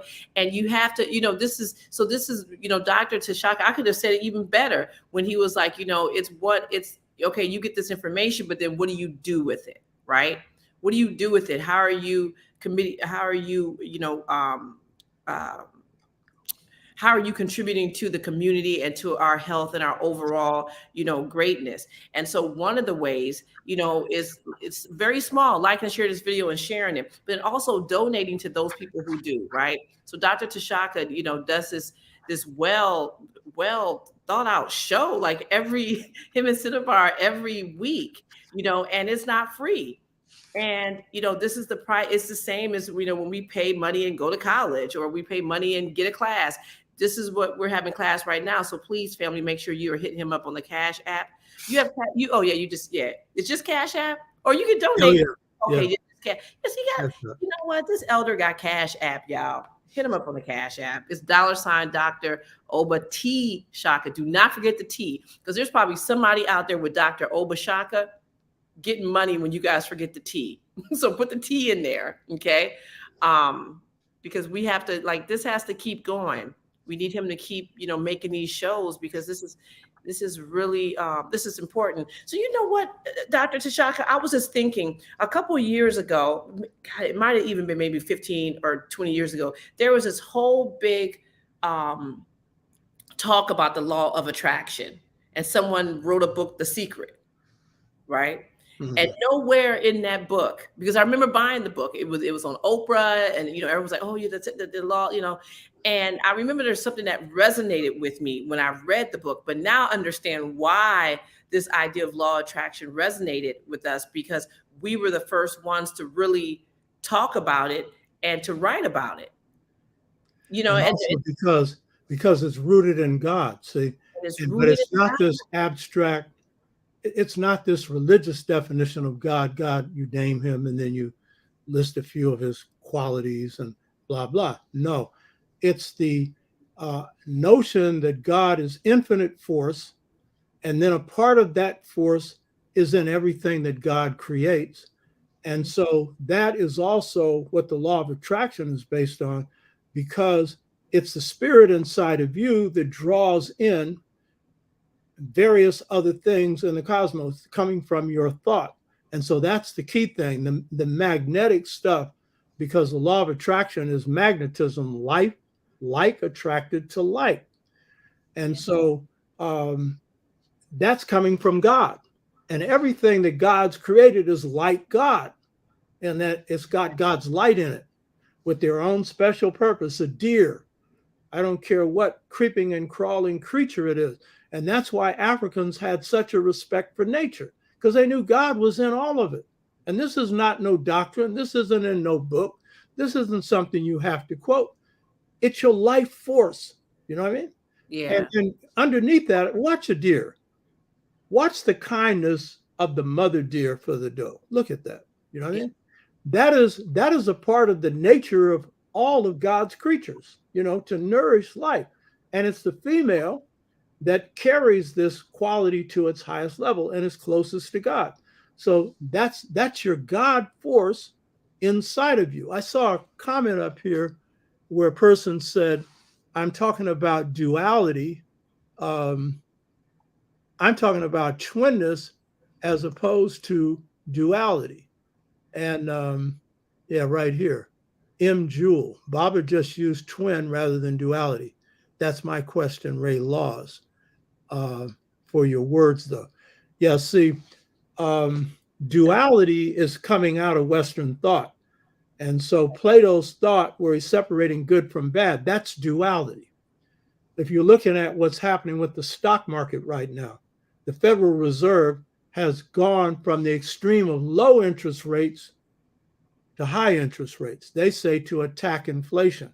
It's really to attack the people, because they're going to force people to be unemployed, and they're going to make it hard for you to buy housing, and everything's going to go up, a mortgage and everything else.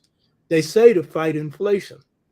Well, if you want to fight inflation, then why don't you stop things like a $2 billion tax cut for the rich?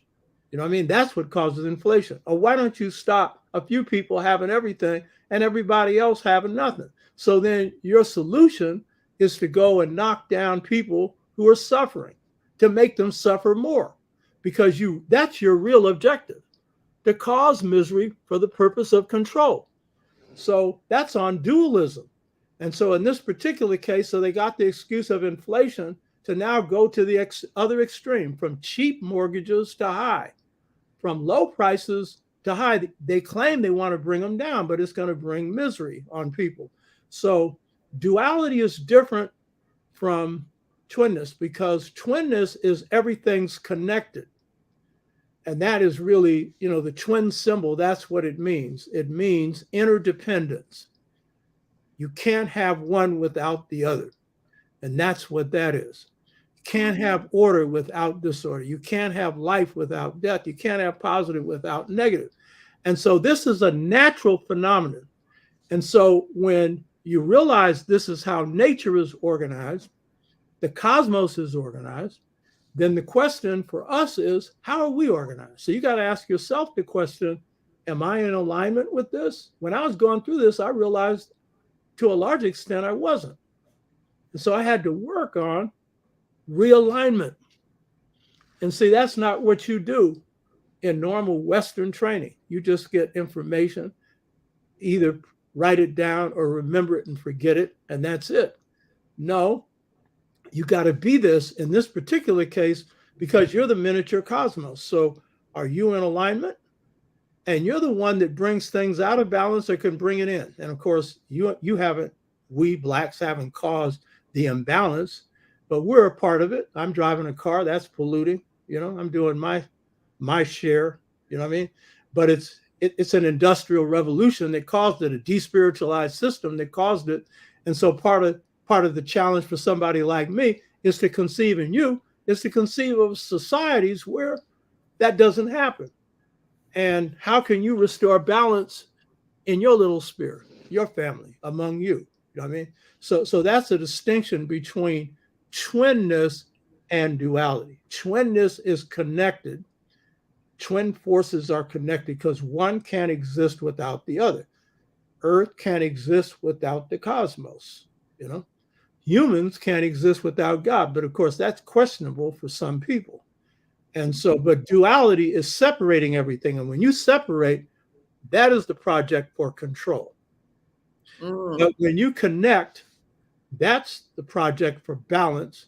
And that's the project for respect, because then you understand that that other is necessary for your existence. And so you do the best you can to Yes. support the other. Yeah.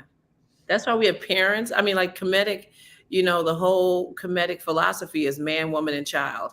You know, it's wow. Mhm. Yeah, so that's basically the next one on this is going to be the male, female, masculine, feminine one. But this one is the spirit, material one, or the sacred, secular one, or the spiritual blues one.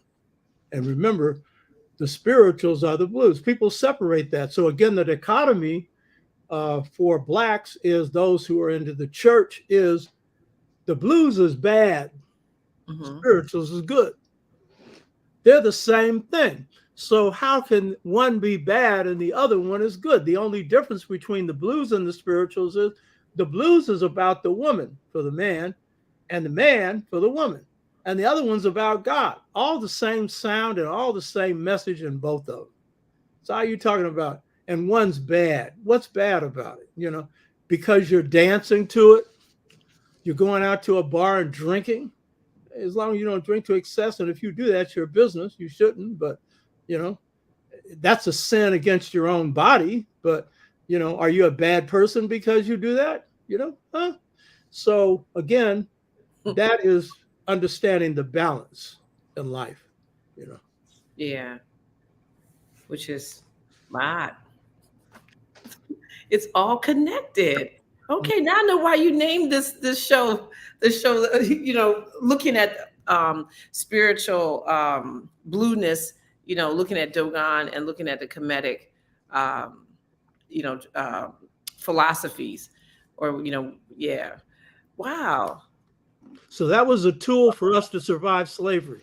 In slavery, the one who wasn't just striking out to cut somebody's throat, and sometimes they were, but you didn't know it until your throat got cut. They were involved in a rebellion. They practiced what was called nebulous twinness, meaning they'd smile at you and they were angry. They sing, but they weren't happy. They were saying one thing and they meant another. That's called nebulous twinness. That's hiding your stuff. And that's basically what the spirituals were. They were coded messages. Gospel doesn't hide it anymore because you thought you were free. But it's basically the same music, same vibrational feel to it, Yeah. And then within the vibrations of the blues sound, see, I've said this many times before in my show, God is a sucker for music. This is a saying comes from Fool's Crow, a great spiritual healer, a holy man of the Lakota people, lived to 99 years of age. He's visited heaven. I've seen the light, which is God, but he's actually seen the whole thing. You know what I mean? And so why would God be a sucker for music? It's vibrational. It's vibrational. And if it's a high vibrational frequency, meaning very beautiful, and God's idea of beauty is much bigger than ours. So God can tolerate more differences than our ears can tolerate. You know what I mean? And so that is really the force that communicates with God. All forces do, but that is a high force. And it is Black musicians are usually feeding on vibrations that they feel. And so if you look at the spiritual blues sound, it's not sad. It's sad and joyful at the same time. Yeah. Why? It's twin. It's twin. And because African people don't deal one way, we're always dealing multiple ways. And we always, as you said before, see a positive where there's a negative. Yeah. And so it's a great contradiction. So people who are down in the mud are some of the most regal, noble people you run into. And that's the nobility of it, because it's the noble people who created it. Yeah. So these contradictory things, when you put them together, they make sense. Because that person who's in the mud, just because you're in the mud doesn't make you the mud. You know what I mean? And they're going to do something with that.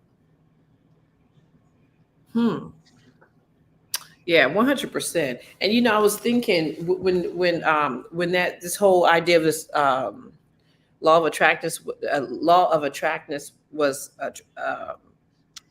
kind of put into the mainstream. There was never a mention of God. Like God was never. It was the universe. Exactly. It was never God was not put in it. Again, like when you're you talked a lot about how Western civilization will always try to take out spirituality, will always take out God out of things. And so that's how we don't know that we're connected to them, because there is no mention of God. There is no God in it.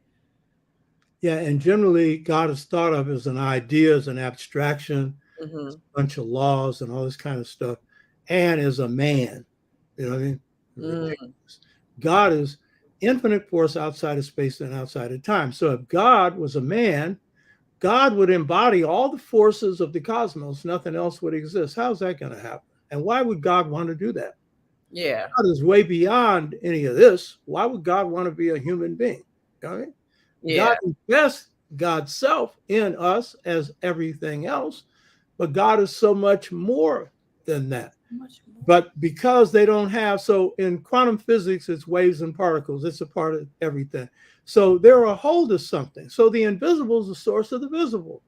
You know what I mean? So if that's the case, what is the invisible?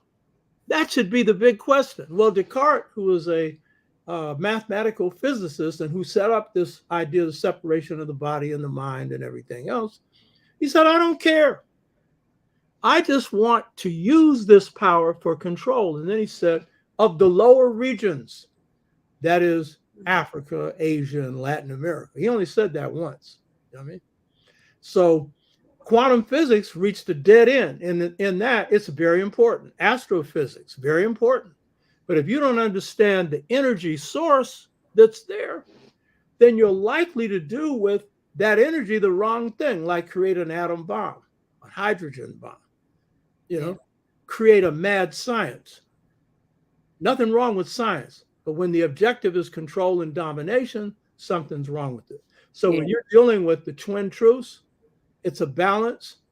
And instead of wanting to dominate other people, you respect who they are, encourage them to be themselves, as long as it's positive. Yeah, so that you can be yourself. Yeah. So that's all I got.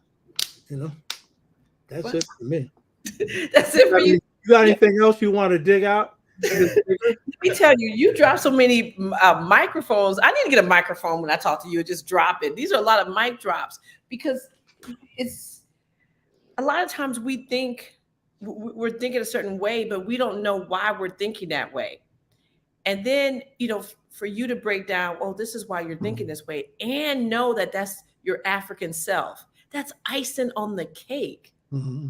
You like, it's one thing to have a, aha moment, like, oh, okay, I got it. But then to be like, okay, not only do I got it, but we actually create, like we were the first to, to talk about this, to create it, to perfect it. Like that's incredible. Mm-hmm. Yeah.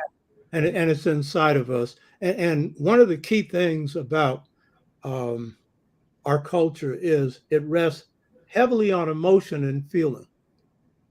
And in the Kemetic system of heart-mind, Hati, it's the seat of intellectual consciousness, and it is also the seat of feeling, and it's the place where God resides within a person. And so when you're moving to turn your thoughts into reality, it's coming from deep feelings. And so the beauty of the spiritual blues, the beauty of the creations of culture that African people have done, is because it comes from this deep realm of the heart, this deep realm of unconditional love, this deep realm of feeling. And in the case of the spiritual blues, Zora Neale Hurston, she would describe it as group expressions not based on sound effects. In other words, the spirituals were usually sung in a group. In the ring shout, counterclockwise dance, which is a dance that comes out of Africa, and it's each person's a choir unto himself. So when you hear spiritual blues sung today or gospel blues, it's often in perfect harmony. And it's usually very pretty because they are still close to the blues sound, that vibrational sound. But when everybody's a choir, it's not in unison. Whereas Yeah. Western music is like in unison. Everybody's doing the same thing. There's no feeling to it. It's Yeah. a dictatorship of masters. If you're in classical music, you're playing just the way Mozart did. That is the sign that you're a great musician. We have a saying, I'd rather be the worst innovator than the best imitator. So imitation is what we despise. So everybody is having their own communication with God and with the enslaved community, and now the Black community, and then the world community. And so it's not uniform. It's like two leaves on a tree. Each one's different, you know, Yeah. like what you're doing. I'll wait. I got something to drop on you. I don't want you to know this in advance. Yes, yes. Family, what was happening was I was talking to Dr. Tashaka before we came on, and I had so many questions. So I was like, no. I can't ask you now, because then when I ask you, this is like, it's too contrived. It's, Yeah. like, just wait till we get on there. And and plus you're one of these people who have lived a very long life. You're very much a scholar. You're very much an activist. So I can literally ask you anything and you know the answer. You don't even drop a beat. That's why, I wouldn't suggest someone handling me that way. Cause I was like, wait, I got to prepare, get my little stuff together, because I haven't, I'm not into scholarship as far as you are. And I'm not, I haven't lived as long as experienced life as you. So you're going to have to give me I need some help here. But you, on the other hand, you're in one of these groups where you just ask you anything. You, Professor Small, just Baba Haru, just hey, da da da da, and you guys come out with with it quick. Thank you, but your creativity is what enables you to do what you do. You see. Yes, the essence. I like the essence of my creativity. Wow, that's deep. So you know what? In terms of the Kemetic piece, have I assume you've been to Kemet. Yeah. Okay. So when the first couple of times you went, were you able to start making all these connections to your African self? When you would go over there, were you able to just say, oh, okay, and this is feeding my African self? Were you able to make those connections so quickly? Because you are, studying, or was it? Because I had studied Kemet for a long time, then what I was able to see was the artifacts, the pyramids, the concrete creations of African people, because this is the greatest civilization, that is civilization as we define it in world history in terms of organized living in urban and rural settings. The greatest achievement of civilization is the Twa. And if you go through my series on the Twa, I show you why. And they are the creators of Kemetic civilization. They are the Anu, which I've shown people before on the cover of this book, The Integration Trap, Generation Gap Caused by a Choice Between Two Cultures. That Anu person is a person called the Great One, those three registers, vertical one on the side there. That means great ones. He's come to the temple of Hamin. He's an elder himself, a governor of a nome, be like a state here, to worship the god. And so the one with the ears, that's Set, S-E-T, under dynastic Kemet. That was the netter for the pharaoh, not Horus. Horus was for the dynastic people. So, so for me, going there is to see some of the evidence and go into the temples and see various things. So it just reaffirmed what I knew. But then I could also see some things that I'd never seen in any books or anything like that, And when did you start making this connection to, when you were studying all the different, tribes in Africa, or societies in Africa? geographical places in Africa. When were you able to start making the connection between them? Because it's interesting that you chose the Dogon and or why did you? That's actually a good question. Why did you choose the Dogon and Kemetic schools of thoughts in terms of explaining spiritual blues? Like, why those two? Well, I picked the Dogon before I picked Kemet. And the reason was uh, because it was a living system. Just like I'm into Ifa, the Yoruba system, and I have a priest and divines for me and Oh, does different things. wait, I didn't know this. Maybe we had to have a conversation.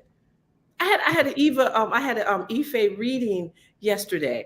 We're gonna have to talk. Wow, this is so much good. Okay, go ahead. Go ahead, Dr. Shah. Yeah, my priest is a master diviner. I'm alive because at least of one of his divinations. So that I've drawn from that. I'm not initiated. My spirit doesn't want me to be initiated, but I'm in it. And I've been in it for 40 years. I don't know. My Babalao, I bring him to the States. He would teach in my class, stay in my home, whatnot. And then I've been to his village, his Shogbo, you know. But I picked the Dogon because Mm-hmm. it's a living system. Mm-hmm. And therefore, I could understand to a degree how it worked. But that went along with me apprenticing under masters in our system. So um, my first master was Marcus Garvey. My second master was Malcolm X. They were both, Garvey had passed. I was born in 39. He died in 1940. So it was indirect apprenticeship. Malcolm, I met once, knew his ideas and thinking in the movement. Then he died in 65. He was assassinated. But again, I apprenticed under him. So the apprenticeship system, though, was the same as the Dogon. It was the same as the Yoruba, Asante, Kemetic. Um, so part of what I was always doing was taking the African and tying it into the African American. So the spiritual blues, I referred to I like that. this earlier to you. I don't know what I did with it, but it's a book called Negro Mood. I've got it right here. Um,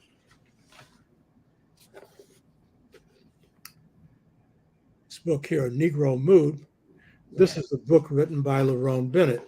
For people that don't know who he was, he's a great African American historian, and that was his subject. Um, Before the Mayflower is a big book on blacks being brought to America. And then there's a host of other books, one on Black Power. Wrote quite a bit. And I knew him because in C.O.R.E, he would come to C.O.R.E national conventions and stuff like that. And so one of the first connecting links that I was able to make on a deep level between African American culture and philosophy and African was through his observation in this book, Negro Mood, and particularly the section called Voices from the Cave, where he goes into African American culture and talks about the blues and the spirituals. And so that showed, because I already knew this was foundation principle in African thought, Dogon, and then Kemetic, and in others. And so the way you internalize is stuff is you've got to take it from your African roots, but apply it in your own setting. So when I'm studying African history, I'm seeing that a lot of the things that are in African history, blacks are practicing now, especially in the South. And so that enabled me, because I was raised up under that, to better draw on it and internalize it. And in fact, I couldn't really understand the apprenticeship system I was going under completely until I understood more fully how the African American one worked. Then it made me better understand how the Dogon was working on me, because this one is the one I live under. So it's working the two. You can't really internalize Africa and live it unless you're doing it through your own cultural base. That's key. And it means you got to have a double thing. You got to have the African in America or New African and then African. And you got to know how these two work. And what's the African American is in you already. You just got to know what it is, the Yeah. African part. Yeah. You think it's important for Africans living on the continent to embrace African American culture? They have, but it's those parts that are useful for them. So, for example, Pan-Africanism, Mm-hmm. that came, I see Sister Susan Tata said Yeah. absolutely. Pan-Africanism comes from the African in America, the African in the Caribbean, especially the African in Trinidad. The strongest Pan-Africanists outside the U.S. come out of Trinidad in the Caribbean. Garvey never used the word Pan-Africanism, but he was a practicing Pan-Africanist, whereas Du Bois did. Part of the reason he didn't use it because he was in rivalry with Du Bois, but he was a practicing Pan-Africanist. So this idea of Pan-African, one Africa, all African. So the African enslavement, that was Ethiopianism. The idea that princes shall come out of Egypt, Ethiopia shall stretch forth its hand unto God. Those were blacks who, if they embraced Christianity, very few did in slavery, they were embracing this idea that Ethiopia had remained free during the whole period of slavery and colonialism, so one day we would be free. But that transforms into Pan-Africanism in 1900 at a conference held by a Trinidadian lawyer, Sylvester Williams, which Du Bois attends in London. And that's when Ethiopianism gets transformed into this idea of one Africa. So that's one example of how our culture has impacted the world. But our culture is African-based with new African components. One of the new ones is Pan-Africanism. The other one is race consciousness. And then there's some other ways in which we tweak things that look like they ain't African and make them African. Whether it's a John Coltrane using a European instrument to play African and new African music, turning a Western instrument into a drum, as Dizzy Gillespie did, so it's a whole lot of ways that, we work this situation here. Just as we need to draw from the best of Africa, Africa does well to draw from the good examples that come from us. Malcolm X, the best political mind we produced in the 20th century. Africa drew from him, he drew from Africa. So it's a dual way, both ways, We're the fruit, that's the root, Mm-hmm. So the fruit needs to constantly be drawn from the root, and the root needs to draw from the fruit, because sometimes this fruit has done some things that's really good Yeah. for the world, just as Africa has and will when it shakes off neo-colonialism. Yeah. I like what you said, that African has and will. That's what's up. Yeah. Yeah, Africa is going to free itself from the last vestiges of colonialism. And when they do, you're going to see a whole bunch of other things change in the world. And ultimately, whenever Africa unifies, that is going to be the thunder and the lightning. And the key thing is, Black people come up with Pan-Africanism before Europeans come up with this idea of Pan-Europeanism. Their Pan-Europeanism is based on them nearly wiping each other out through wars. They nearly genocided themselves. So theirs is based on a lack of love that they have for each other, but the need to check their conquering impulses. Ours comes out of love for being African. Big difference. Yeah. Wow. We're a class act. I will say that. We are one class act. I'm looking at my questions. I think that's all I have, Dr. Tashaka. Okay. Yeah, I can't believe it. So let's see if there's any comments here or anything or any questions. And we'd ask if people have any questions. Ann Bowles, glad to have you on, Ann. The energy resonating into consciousness that directs has been blocked. I cry in my sleep and am without home. What is the key to reconnect, relocate? A haircut, leave the homeland of Mount Dahoma.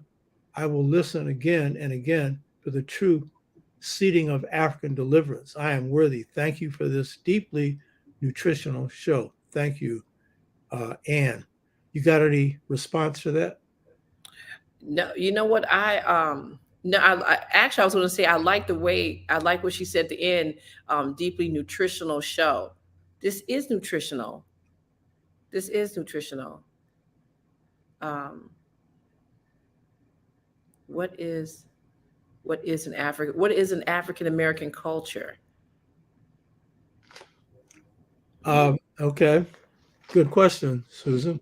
Yeah, Um, good question. Very good question. By the way, get the book, The Integration Trap Generation Gap Caused by Choice Between Two Cultures. There's 90 pages that go into how this culture is formed and the elements of it. So, African American culture is the way of life and design for living that was reforged in the United States um, under the stresses and strains of slavery and continues to be recreated afterwards. So, in the case of the Caribbean, you just had African culture dropped into the Caribbean because Africans were 97%, 98%. So it just continued. They couldn't interrupt it. But alongside of it comes European culture. And so, you have linguistic shifts, and one of the shifts is uh, the language, which is a Niger Congo Bantu speech pattern, which we also have. 85% of Black people speak this along with English. But the people in the Caribbean speak it even more because it's a language of discourse most of the time, though they're also taught to speak this other stuff. So it's hybrid. And so in the case of the Caribbean, you have running alongside this African culture, this European, and then it penetrates in some cases. So you have Blacks who take on Christianity or something, but it's usually an African version, heavily influenced by Blacks in this country, okay, when you get into Christianity, because we Africanized it. So, and that was my last show. You should go watch that. So, what is African American culture? So, the difference is we're not 97% on this landmass. We were heavy, either minorities or majorities in specific states. And most Blacks were enslaved on large plantations. This is a common misassumption that we were brainwashed and lost our culture because we were enslaved on small plantations. The majority of them were large. And that meant that the transmission of culture was easier. It wasn't possible for the slave, the enslaver, to have his ears and eyes on you all the time. Okay. So what happens in our cultural recreation is that there's an effort to smash it, and there's some success. They knock out the drum, at least using the drum, because they have more control.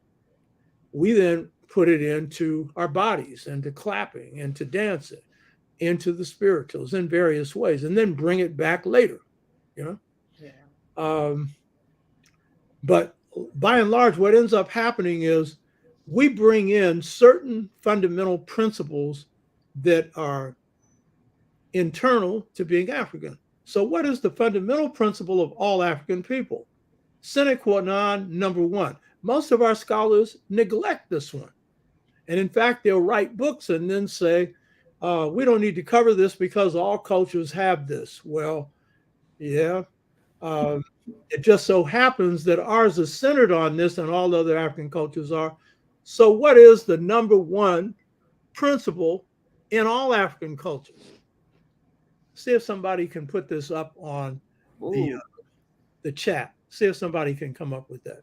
What is the fundamental principle of all African culture? The top principle in all African cultures, and for this one, African American culture.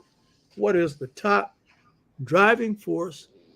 The thing that you say when you're supposed to do something. Oh, it told me this. What is it you usually say? It told you. What usually tells you? I'm sitting up there getting some work um, pedicure, you know, and it's nothing but sisters in there. And they're saying, baby, you know, something told me to do that. What is it usually that tells us what to do? What is it? Oh, God? What's usually the term? There, Janae has come in. Spirit. Yeah. Spirit, baby, that's right. Spirit Yes. is number one in all African cultures. Spirit All. told me to It's call number you. one. Yep. And so Spirit. how is it that you have accounts of Kemet, but you won't really deal with what it means for it to be a spirit in orientation? And that's because a lot of our Black scholars who are writing books have been despiritualized in the sense that they've been taught this stuff here can't be quantified. How can you weigh spirit? Yeah. You know what I mean? So I always give this example. Thank you, Janae and King Cam, Ujumbe. Thank you. You got it. So I always give this example. It's a trick question. You can't answer it unless you already knew it. I always say, and some people have heard this, so you all that have heard this, do not give the answer. You know what I mean? What led the Kemites to master geography to the point that they could measure the circumference of the Earth and know that its center was where Khufu was located? Just so happened that they are in the country where it's the center of the Earth. So, what led to the Kemite study of geography and their successful effort to measure the Earth? What led to that? This is another spirit question. So anybody got the answer? And see, all your books, there's only one that I've read that actually deals with this. Wow. And it's showing you how central spirit is. Does anybody know?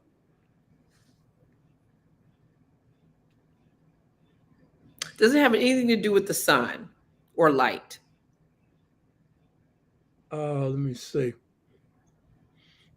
Yeah, indirectly. Okay. Okay. Wow. This is a Directly. okay. This is a good one. Anybody got any ideas on this? Mm. This is how spirit-oriented African people are. Before they measured Earth, they said they measured heaven.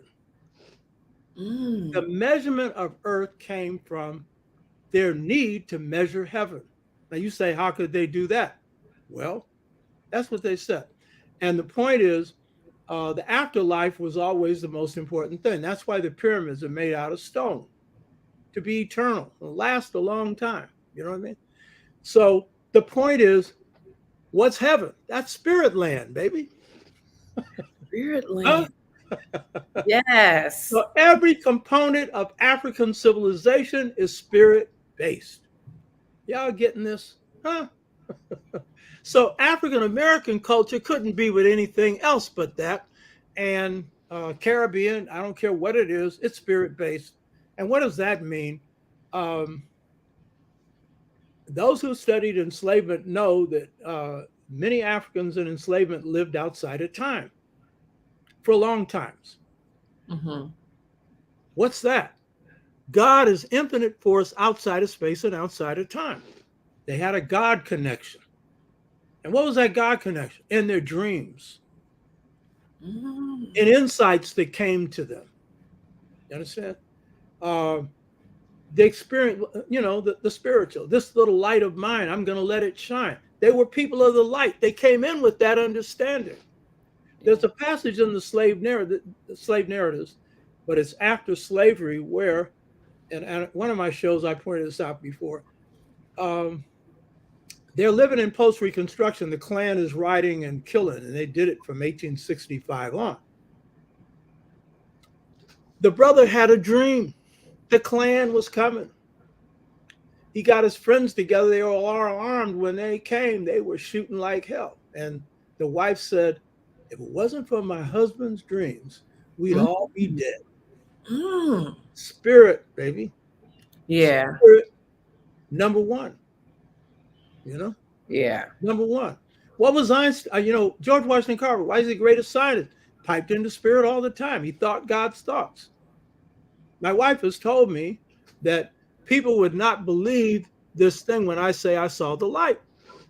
I said, yeah, I know. I don't care. You know, I don't lie. Anybody that knows me knows I don't lie. But number two, why would I lie on that? I mean, if I was that smart to come up with that, I'd say so. I wasn't. I got it from God. I got to be honest about where it came from. But it was the experience that was the most beautiful thing in my life. Janae Johnson saw me after that, the one that said spirit. She's Black Christian. She's a African-based Christian into healing people, and said a good friend of mine. Fine lady too, taller than me. Wow. Very regal and proud of herself. Her and her husband took me out. I asked them to come to dinner, but it ended up being for my birthday. It ended up being a takeout. You know, it was real nice. You spent your birthday this past year on our show. Yeah, wasn't that nice? I thought that was very nice.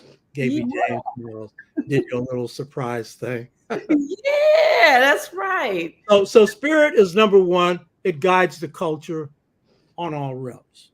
You know, it's top. It means God is number one, but it's the spirit inside of you. And we weren't Christians in enslavement. So when we took on and made what's called the Black church, that was dropping the voodoo in that was a part of this experience. So that's the first one. The second one is we carried from Africa. We couldn't carry, neither in the Caribbean or South America, lineage or clan. You couldn't carry that. And in most cases, kingship, though in some cases we could, and that was in maroon communities where you escaped to the hills and mountains and you restored African communities, and you had kings in those cases, particularly in the Caribbean, you know. But in most cases, kingship couldn't survive here. But notions of leadership could. But the second thing that was fundamental to New African culture is extended family communityhood. When families were broken up, it was always the extended family community that would provide love. And there's very few Blacks in enslavement that didn't get love. And the old saying, I referred to it earlier, is had no father, mother, sister, brother. But when I came on this plantation, they took me in and loved me. That was extended family community, you know. And that was a socializing institution for Blacks. It has been severely weakened since the 80s by drugs. And again, read The Integration Trap, Generation Gap Caused by a Choice Between Two Cultures. And I show how those attacks went down. Jamaica has faced that. Extended families are still there. Extended family communities are much weaker. But that is a cardinal principle in the culture. So that was key. Humanism. All African cultures are basically about caring for people. Aryan cultures are based on cruelty. The people who run them, they're cruel to the bone. I quoted the Gita a couple of weeks ago where Lord Krishna is speaking. Lord Krishna is a Black god, but Lord Krishna is what's coming out of his mouth. The people who wrote the Gita, those weren't Africans. Those were the Aryans that came into India, but they're using a lot of African teachings in there. There's a lot of strong stuff in there, but mixed in it is this Aryan stuff. The book starts with war. That's Aryan. Who in the hell is going to be having what you'd call a Bible, and the introductory discussion is God talking to his favorite general about killing his family and why he should? And of course, there's a rationales for it and everything else. But Lord Krishna also says this: the Aryan way is cruel. Kindness, humanness is the non-Aryan way. So be careful when you're dealing with the Gita. It's a great book. It's got a lot of truths in it. It comes from the Africans who they conquered and put in a, miserable position of untouchability, worse than slavery, where your job is to shovel shit and not to cross the shadow of a Brahmin or Kshetra. Brahmin is priest. We gave birth to the priesthood. They took it over. And so those are the swamis and everything else coming to you. And some of them may be very good people. I'm not knocking that. I'm simply saying that cruelty is built into that. Humanism is central to African culture. Caring for people, being kind. Don't interpret that as being weak. We produce the best warriors on the planet with nobility, with honor. And those are men and women, brave. Our code of warriorhood was stronger than any because it was fearless. I pointed this out on a previous show. The people of one of the Bambara kingdoms had a code, and the code was that if you entered the battlefield and faced an enemy that showed any sign of fear, you must leave the battlefield. It is dishonorable to fight someone who has fear. Wow. All codes of warriorhood, other than the African code, is about masking fear. Because you're facing death. That's the face of a warrior.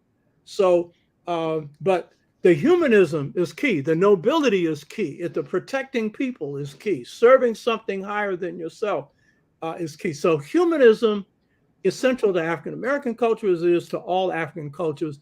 That's why we didn't have 40 acres of mule, not 2 quarters to rub together, but we survived because we looked after each other. Yeah. That's the key thing. Yeah, something we need to really get back into. We still have it, but it's weaker. And it's weaker because of the forces that have hit us. And that's a whole nother discussion. Since the late 60s, that didn't come from slavery since the late 60s. So humanism is another. We could not practice sharing the land, air, and water because there's private ownership here, but we shared the things of life. So it was a communal ethos that, we continued, we recreated a notion of freedom. And that is at the key of our creativity. Most people who, when they look at freedom in the West, it's arbitrary. Whoever has freedom does what they want to do. That is the people in power. That is the real meaning of freedom in the West. Arbitrary freedom. There's a whole history to that. Ours, and this is one we formulated here. So this is a new African formulation of freedom. Freedom is based on discipline. Discipline is the key to freedom. And that's the basis for improvisation. You really can't improvise unless you're disciplined at what you do. You got to master the fundamentals. And then you can get off and go inside yourself and come up with something new. Yeah. That's why Coltrane was always practicing when he was coming up with music. He was always practicing because it was his discipline, because he didn't have great musical talent when he started off except for rhythm. So it was practice that developed that for him. You know what I mean? Mm. So discipline is key. I always say there's 2 fundamentals for human beings. One is good character. The other one is discipline. Discipline, baby. Yeah, that discipline ain't no joke because you have to be disciplined on all areas. It's not just discipline in one. Exactly. It's not just about, I exercise, every day, but are you making good nutritional, choices every day? Exactly. Yeah. Exactly. And I can say that I'm not. I'm trying to because, but I think it's, by the same token, I think maybe once you do get disciplined in one area, it may make it easier to get disciplined in other areas. Yeah, exactly. Yeah. Exactly. Yeah. Yeah. Pythagoras, who was the longest of the Greeks to be initiated in the Kemetic mystery system, who practiced the Kemetic system by never putting out any of his teachings in writing, which is the way the mystery system worked. He was taught by the Kemites. One of the worst things you can do is to speak without thought. Wow. So improvising is one thing. Be careful what comes out of your mouth. That's another thing. Be careful. So I have rules. Like if someone on the spur of the moment asks me to give a speech, well, then the rule is I got to note down what I'm going to say. Yeah. because I don't want to say something that comes out of my mouth that I didn't think about. And that's the danger of the impromptu thing. We think that's where all creativity comes from. Yes, there's the moment is key, but also there's some thought you give into it. You know what I mean? Give Yeah. to it. So, that goes back to the power of thought and that kind of stuff. And so the biggest mistakes people make is to let stuff come out of their mouth without thought, Yeah. to act without thought. When one of our singers, Sammy Davis Jr., hugged Richard Nixon, that was almost the end of his career. Black people saying, "You hugging Nixon? Later for you." Kind of like some stuff Kanye's getting on some of the stuff he's doing, but he's got mental issues. The boy needs to take his medicine. He's bipolar.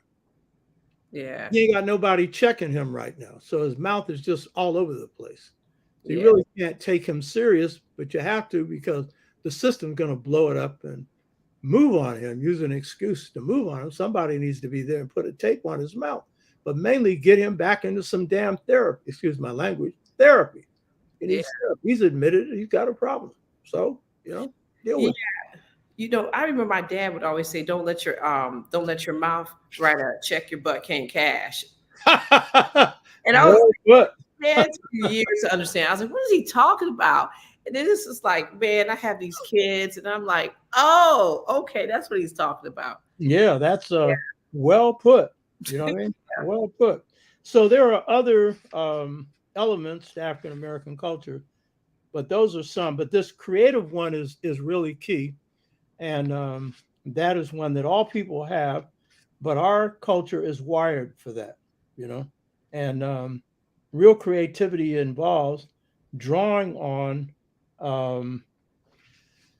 the vibrations of a moment when it comes to really being creative, really drawing on it. So somebody would ask Coltrane, well, what did that song mean? He said he couldn't tell you. It was what it meant in the moment.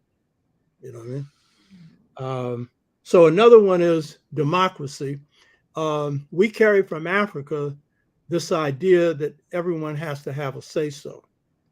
And that's really key to the makeup of the African American, but it's key to African people.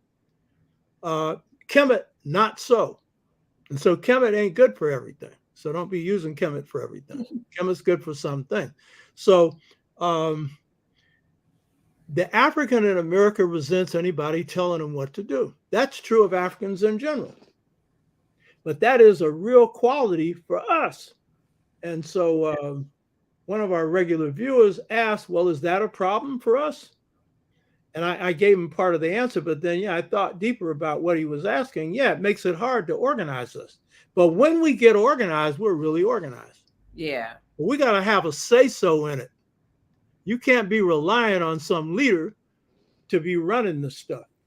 You got to be a leader. You know what I mean? Yeah. So democracy is another. Another one is rhythm is key to us as it is all African people. So everything to move us, it's got to have some beat to it. I don't care what it is. Or if it's food, some seasoning to it. You know what I mean? Oh my, yes. Yes. Yeah. And there's more. So there's more. So it's a series of elements, many of which were in our soul that we reworked in this environment, and then new stuff that we added. And then there's mess. And the mess comes out of the enslavement experience and experiences since we've been in this society that we have to constantly work on, mess, Mess, yes. See if there's are you seeing anything here that's coming up that we need to respond to? No, I see our elders in the house, John Henry Staples from Riverview. He's said while being at the ASCAT conference. Mm. Oh, and 70th birthday. Oh, wow, that's what's up. Oh, wow, that was a wild experience. Wow. That's interesting. Yeah, Asa was my good buddy, and I'm sorry that he left so early. But the good thing is it was in Kemet, but he had some health problems, and then it got triggered in that particular environment. And but he was a good brother, beautiful brother. Yeah. Rodney Burton talks about his experience with the blue light. He said it's the most beautiful light he's seen. Blue is generally the sky, and it's the spirits in the sky. So, yeah. Oh, wow. You know. Yeah, Rodney Burton. He's a happy person too.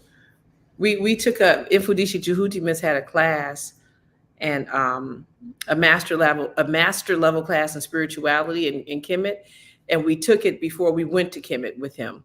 Okay. For the summertime. So yeah, Rodney was one of Right. our I saw the brother you had on.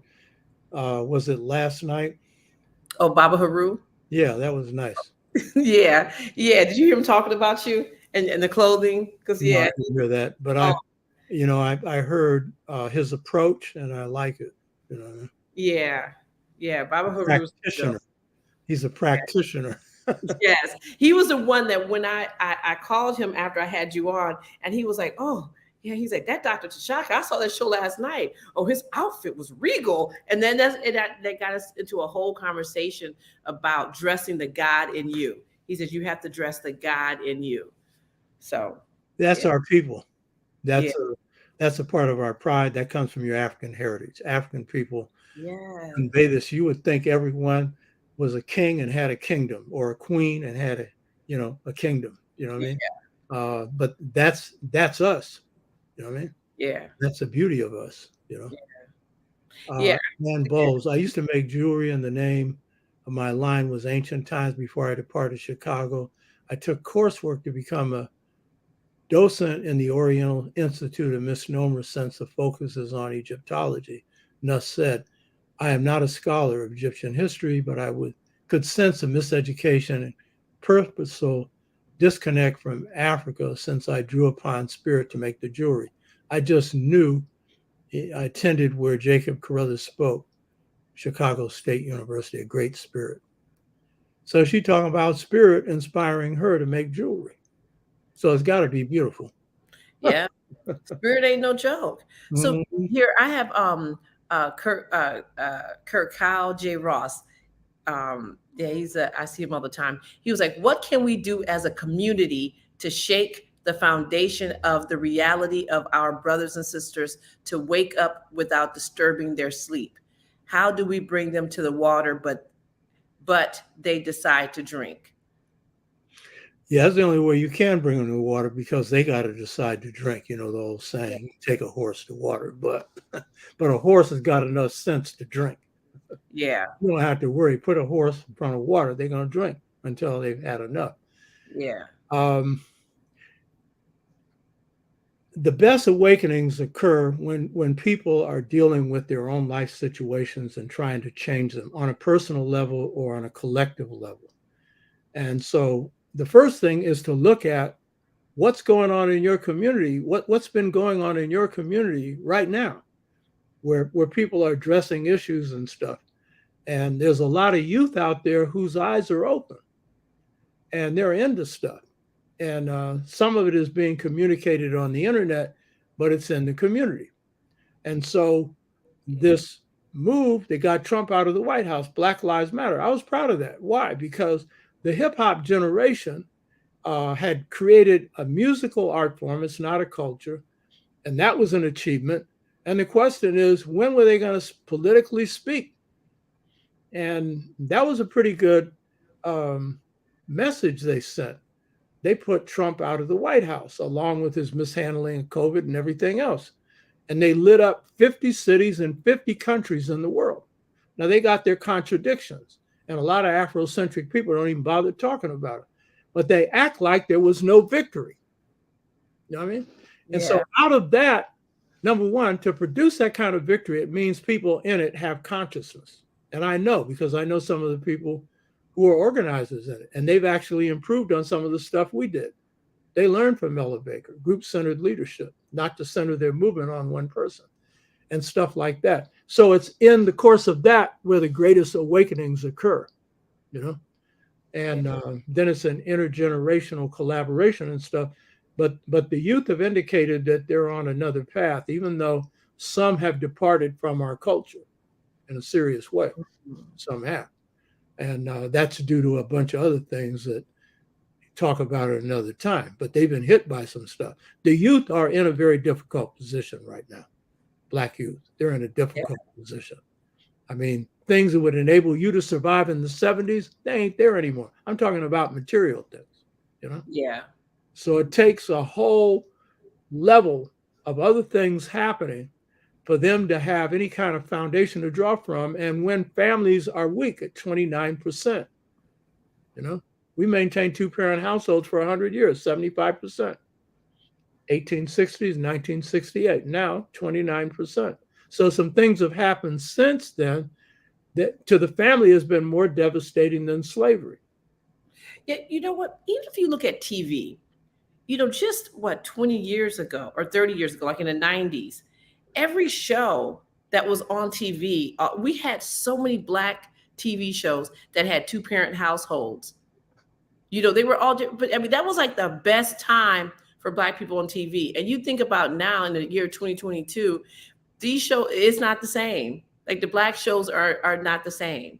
A lot of them are, with just one person, or same sex or something like that. It's not like, like that, that man, woman, and child type of situation like it was in the 90s. Our communities had war waged on it.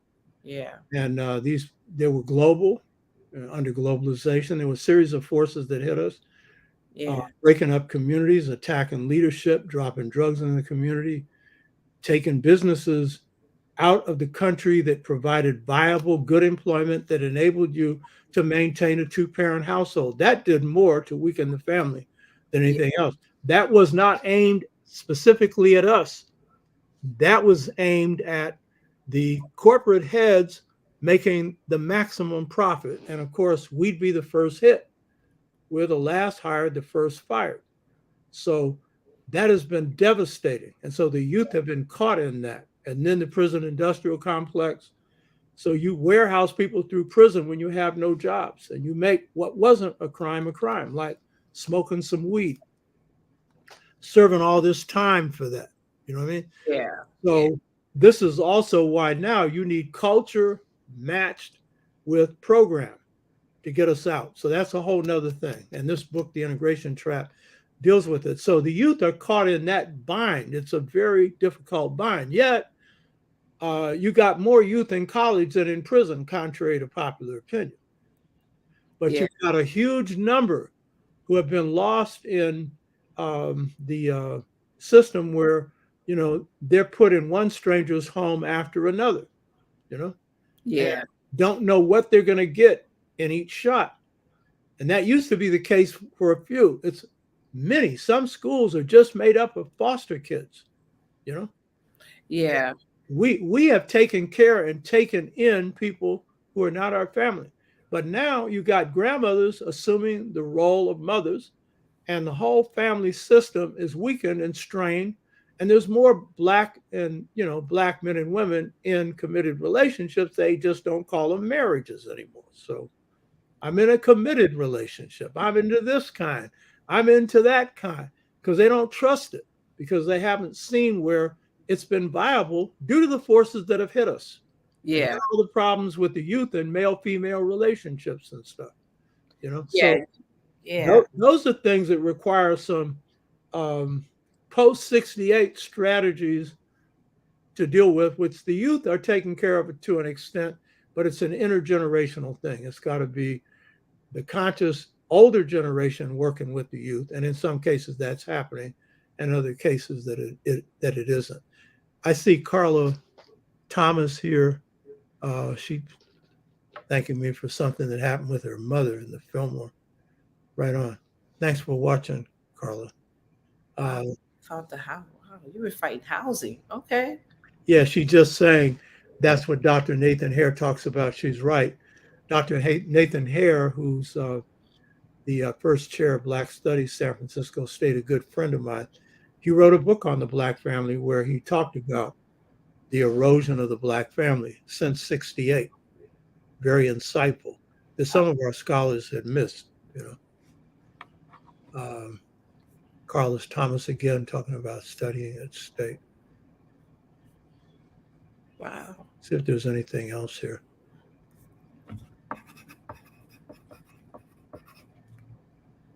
Ann Bowles talking about the value of the sensitive, the emotional, which drives authentic creativity, empathy. The vulnerable is finally not being seen as that which it is not, weak and without value. All character traits have a place in a thriving society. Yeah, that's a good point. You got any comments on that? Ann Bowles, comment? No, I agree. No, I agree with what she's saying. Yeah, being a good human being is a good thing. Yeah. Yeah, and knowing your African self. It starts with self, like you said, an hour ago. You said start, once you know your African self, then you know how to operate in the world. You have like GPS at that point. You Yeah. don't have GPS if you don't know. Here's one. Kira Ku J. Ross. What could we do as community to shake the foundation of the reality of our brothers and sisters to wake up without the story? You already asked that question. Okay, it's a good question too, I want to say.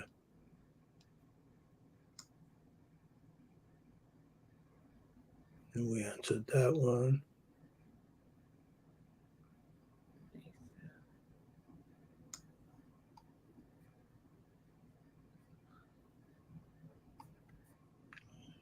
Okay. And you're the director of the Black Studies program. You said it was Nathan Carr. Nathan Hare. Oh, He Nathan. was he's kind of like the father of the Black Studies curriculum.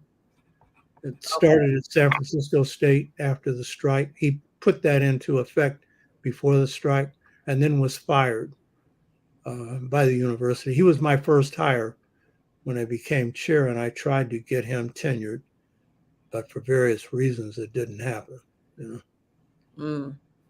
He has 2 PhDs, one in psychology and one in sociology. He went to the University of Chicago, the brilliant brother, and spent nearly 10 years taking care of his wife who had Alzheimer's. Wow. She was a good friend of mine also, Julia here. See if there's anything else here. Okay, so Lao Tzu, blah, blah. Has Dogon philosophy, my question is, how has Dogon philosophy defended, maintained, and promoted their way of life despite the European and Arab Islamic invasion? Well, by the systems they've passed on, the knowledge they've passed on, and by opening their system up, particularly the book Conversation with Ogo Tumeli and the Pale Fox, I think they knew they were coming under heavy attack. So they wanted to share it. But it's a total system. It's hard to maintain a total system when it comes under attack, because if they hit one part, it can really collapse the whole thing. And I'm not saying that's happened with the Dogons, it's been weakened. But the biggest weakness is the youth are being taught to get a job. That's the purpose of education. And if that's the whole thing, then you don't see the value for the traditional system. King Kam, there's no proof that the Dogon came from Kemet, but there is proof that there are Kemetic influences in Dogon culture. Where that came from is another question.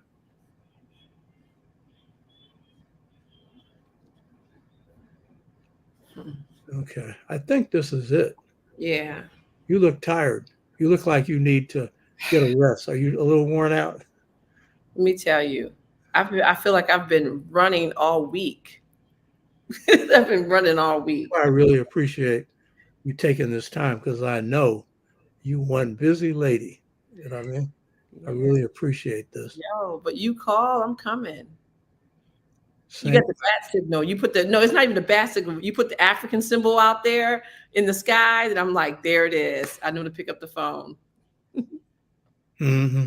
Well, I appreciate that, because I feel the same way about you. I got your back, and that's serious. Yes. you want me to do, let me know. Yes. Okay. You have everybody up in here.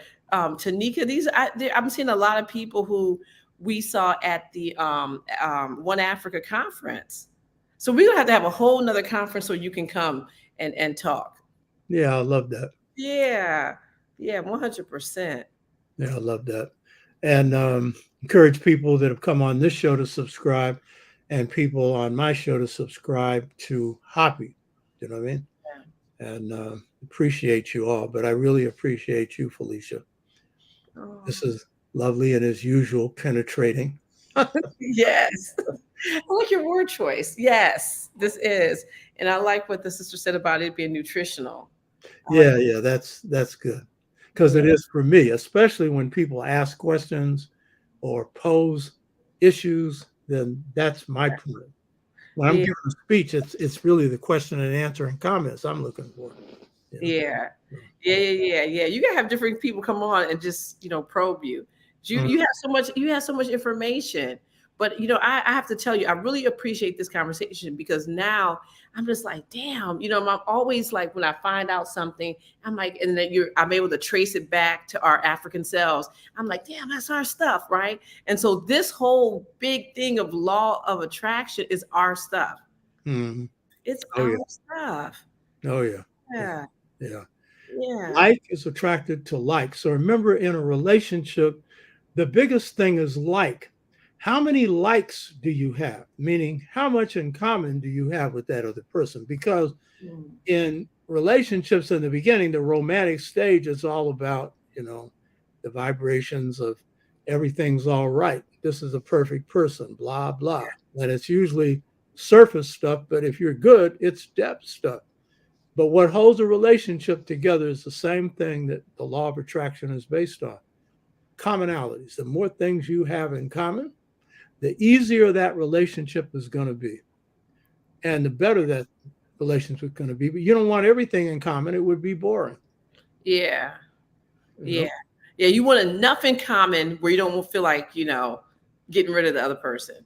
You need enough in common, not everything.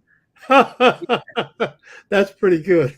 Yeah, no, Sister can get away with saying that. yes. Uh-huh.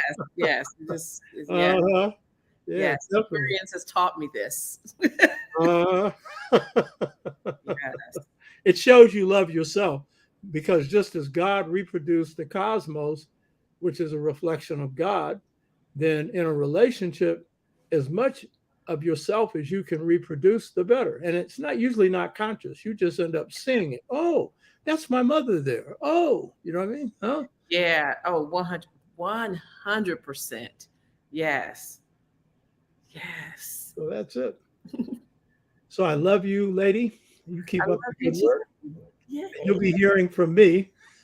Yes. Count on that. Hey, Felicia. Yep. Well, you got to come back because you haven't been on Hoppy for November. So we got to come. We got to get a time. Okay. Yep. Whenever, let me know. All right. And the same thing with Sister Susan Tata. We can Yeah. work something out. So Yeah. thanks for everybody, but a thank you, Felicia. Yeah. Thank you. Love you. And tell Pam. Okay, I love Pam. Tell Pam hello. And I Yeah. can't wait to meet her. Yeah, right on. You sure will. Both Yeah. of you are a lot alike. Yes. She's come in this car. God, that sounds like me. Only a Black woman can get away with telling someone who is doing a live show to get up and move the car. I Yeah, love really. that.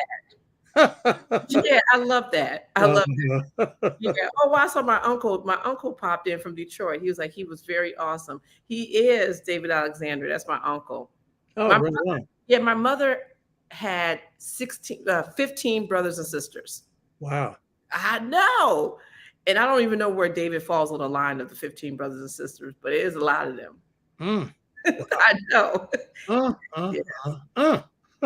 Yeah. Yes. And my grandmother is she's still alive Mm. in Right Detroit. on. Yeah, Right. Lois. Well, you can see they did a good job.